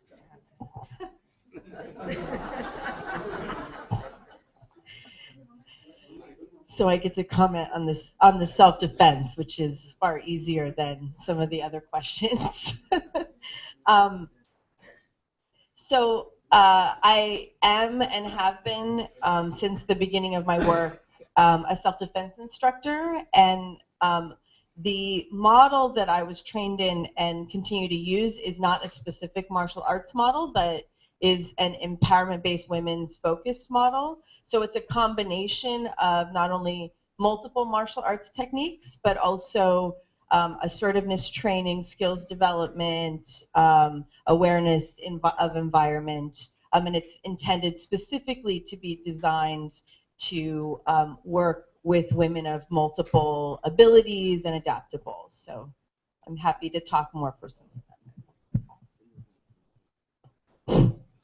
I am from the trade union, and I find generally when we discuss gender-based violence, mostly we are confining to societal issues, sex-related issues. But I find equally economic violence is much more very vital. That's not being discussed at all. And even among the organized working women, we find even today discrimination, differential treatment, lack of even universalization of maternity benefits, etc.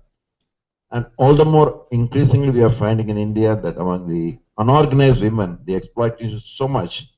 And why this is not coming to the fore for any discussion, not even by chance, by mistake, whether it's only left to the trade union that they should only be fighting for that, or the society is also equally should be concerned. I just want to raise that.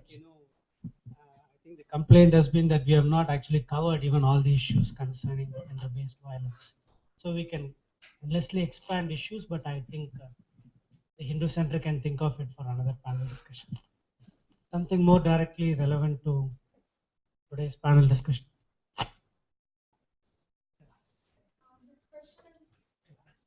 Question is for Mr. Philip. You mentioned that there was a campaign against dowry deaths which was very successful, that consisted of media educating people and theatre performances and things like that, cultural practices that reduce the incidence of dowry deaths. So dowry deaths are also a very major form of gender-based violence against women. So how have these practices, how have these education by media and these things not reduced the incidence of, say, rape or other forms of gender violence? Why has it only, was it really that effective in reducing it very significantly? And why have these practices not helped any other form of gender-based violence?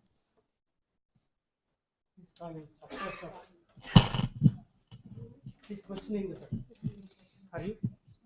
See, India is a country which has evolved out of a kind of a socio-political ferment.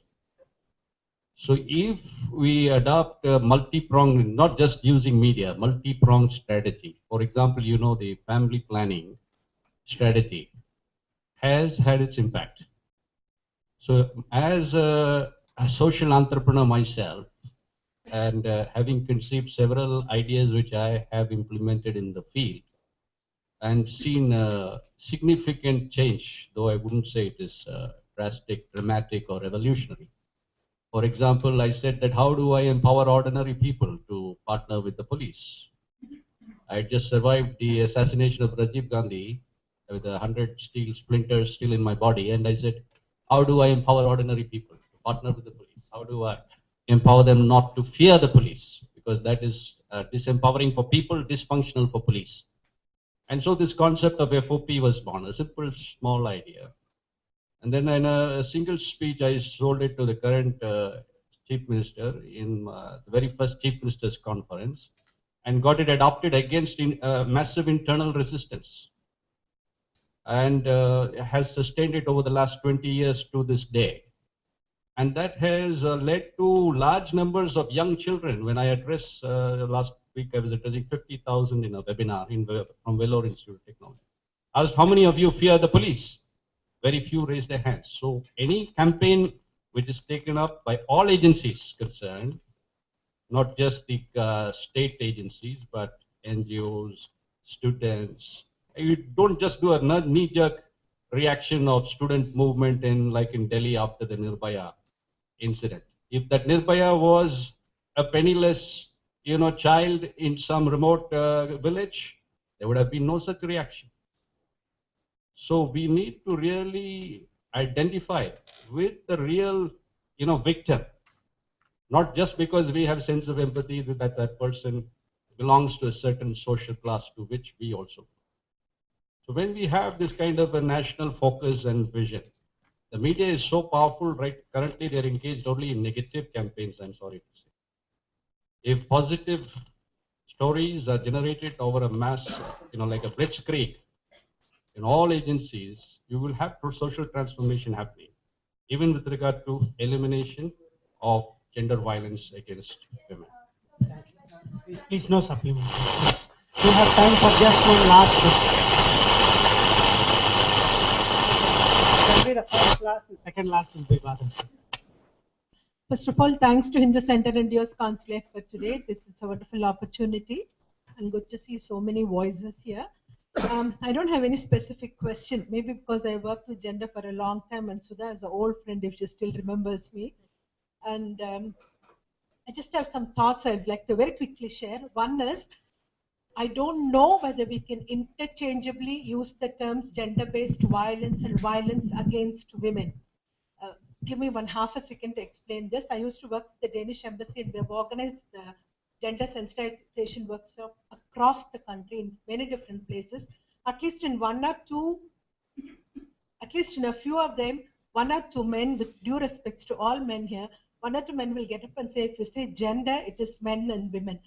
One of them even said, I'm important. Will you consider it as a gender issue and deal with that? Will you talk about it? Will you organize sensitization about it?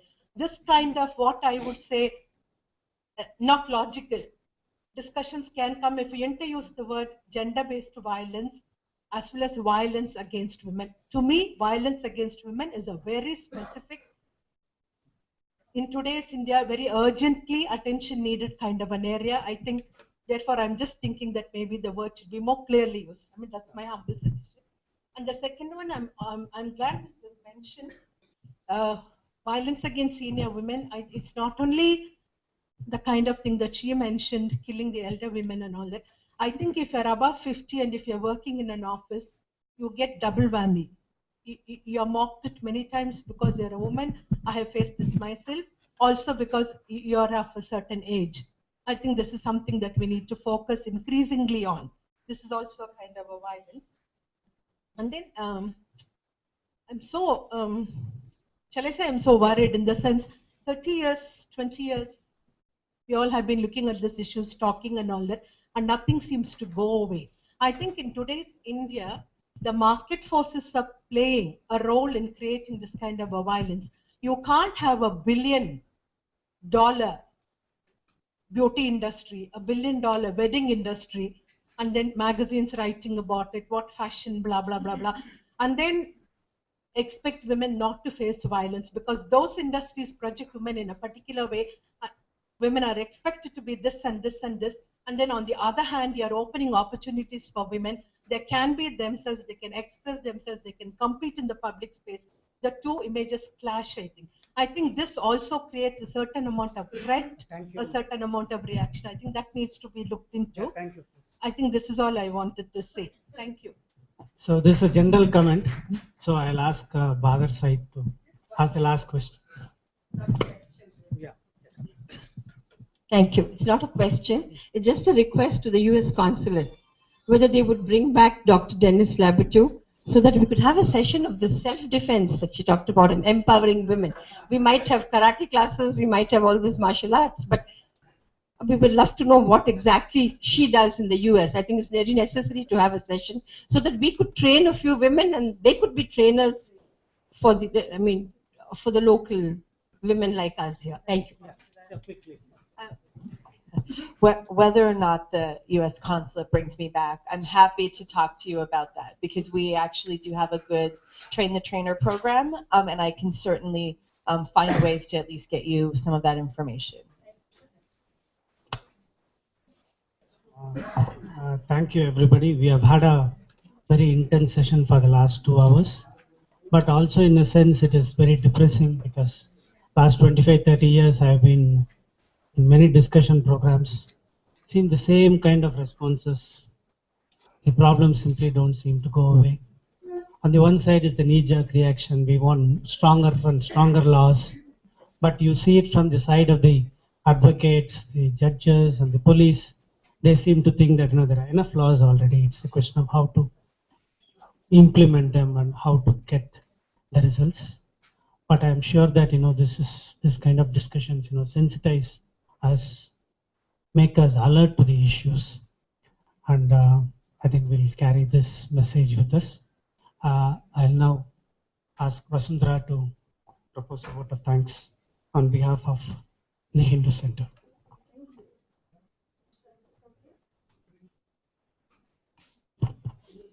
Greetings, everyone. We've had a really exciting discussion today, and I was actually slated to do the concluding remarks, which I'm realizing is a bit of a difficult and tough job because we've had a really intense discussion.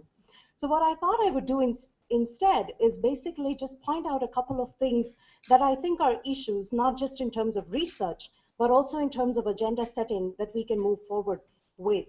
And I thought that I would do this by first pointing out a couple of myths and then also stating a tension that I think exists between this idea of masculinity and how it's demonstrated and the existing legal framework in India. So I want to start also by just cautioning everyone that when we do research, as I have on violence against women, you know, the numbers are frightening. What I found, and I've been for the last 5 years building a data set on insurgent violence in India since 1955, and I've realized that the number of insurgent security force personnel and civilians killed in over 63 years of insurgent violence is way lesser than the number of women that were killed in dowry deaths in 2011 and 2012 alone. Now that is the scale of the problem, which leads me to conclude that, you know, Indian women do live in a state of exception where our fundamental rights, dignity, and equality and any notion thereof is suspended as a matter of course, because sometimes it's demanded by tradition. Having said that, the three things that I wanted to focus on. The first myth that I think is something that we really need to think about. There is this idea that, you know, violence against women is more prevalent in rural areas, amongst lower income group people, and people that are not so well off, that live on the fringes of society. And I just want to point out that this opposition is a little bit false. You know, the pre-modern sort of idea of India we call Bharat, and then there's this slightly economically upwardly mobile idea of India that we call India. Now, in my mind, Bharat versus India have similar notions of masculinity. They all agree, both sides agree about how women should be treated, how they should dress. Both have systems in place to legislate locally through informal institutions like Khap Panchayats, and in, say, cities in India, you don't have Khap Panchayats, but you do have these sort of young men that run around on the streets and do some sort of moral policing. And basically what they're doing is they're defining norms of behavior, styles of dressing, and things like that. And I think that that is a dangerous opposition in my mind, because what we end up doing is projecting that all this bad stuff that happens in that part of India that we really don't want to deal with. But I think I want to correct that and say that this is actually a middle class phenomenon. It's a higher income group phenomenon. It is a workplace phenomenon. And it is also something that happens within the house. Last year, 98% of reported rapes in India, which were in the thousands, I might add, were committed by people that were known to the victim. So we're talking about only 2% of stranger rape. Now that is also something to think about, because in our families, violence is already embedded, and we don't know when and where this turns into violence of a sexual nature. And there are also people that are just, you know, visiting the family, uncles, brothers, cousins, people at work, people that you know. The second thing that I want to talk about is what I call the bromance of the state. It's a bit of a trendy word because it kind of talks about this hand-holding between the patriarchal elite in society and then the first responders to a case of what I call gender terrorism, which is also violence against women, right? And the idea is that if the persons who are going to pick up on that incident of violence are our state police, they are our local cops, and if they themselves come from family backgrounds, and here I'm trying to be empathetic because I've done a lot of work with the paramilitary, the police, the CRPF, and state police in India, in Northeast India specifically, and in Chhattisgarh. And I just wanted to point out that, you know, they're not bad people. It's just that there is a difference in the way they think about these issues. So for them, because the constabulary in our country is also coming from lower income groups, and the problem is that they have seen violence against women as part of the ritual of the household. Now you take this person and you tell them to go and respond to a case of gender terrorism or violence against women. What are you going to expect? And it is the same sort of mentality that leads into actions of the army, for instance, in places like Northeast India, where rape, for instance, as a weapon of dominating communities has been fairly well established, along with encounter killings and executions. And so I think that this idea of the state actually supporting and encouraging forms of violence by themselves being implicated in this project is also something we need to think about. And finally, there's the paradox. And the paradox is this. We have pretty interesting and good laws that legislate against violence against women in this country. The first issue that comes, that sort of intersects at the confluence of how do you make these laws have some teeth and where they can make a far-reaching impact, is the idea that they're not well implemented. The second is that people don't really know how they can use these laws to protect themselves. Women don't know. I didn't know, for instance. I had to learn, right? The second side of this issue is very interesting. This is an idea that we can debate about later during lunch, which, by the way, will be served soon. The more you legislate against violence against women, the more the standard and notion of how you try to be masculine also changes. In our society, the demonstration of masculinity is done through an act of violence. Whether it's, street racing or aggressive driving or pushing someone somewhere or backslapping or whatever, these are all very violent things in a way. And the moment you legislate more about violence, you try to protect women more, the flouting of the law itself becomes a demonstration of a coming of age, that you're so powerful that you can flout the law. Now, this is a discussion I've been having with some people in Calcutta that are doing some research on what it means to be a man. And it's interesting the kind of things that are coming up, but that is something that can be discussed at a later stage. Finally, I would really, really like to thank our lovely panelists today, because I think they've done a splendid job of trying to make sense of an issue which is not easy, which is something that hits close to home for everyone in this room. And of course, people outside, people watching online. And I would like to give you my sincere thanks for being here and taking this so very seriously. Please give them a round of applause.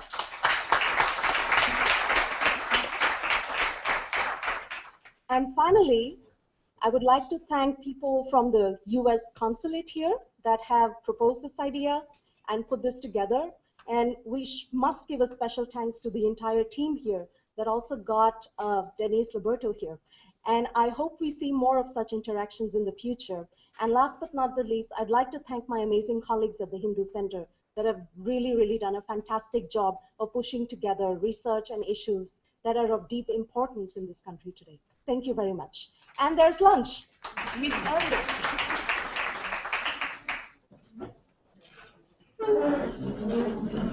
it.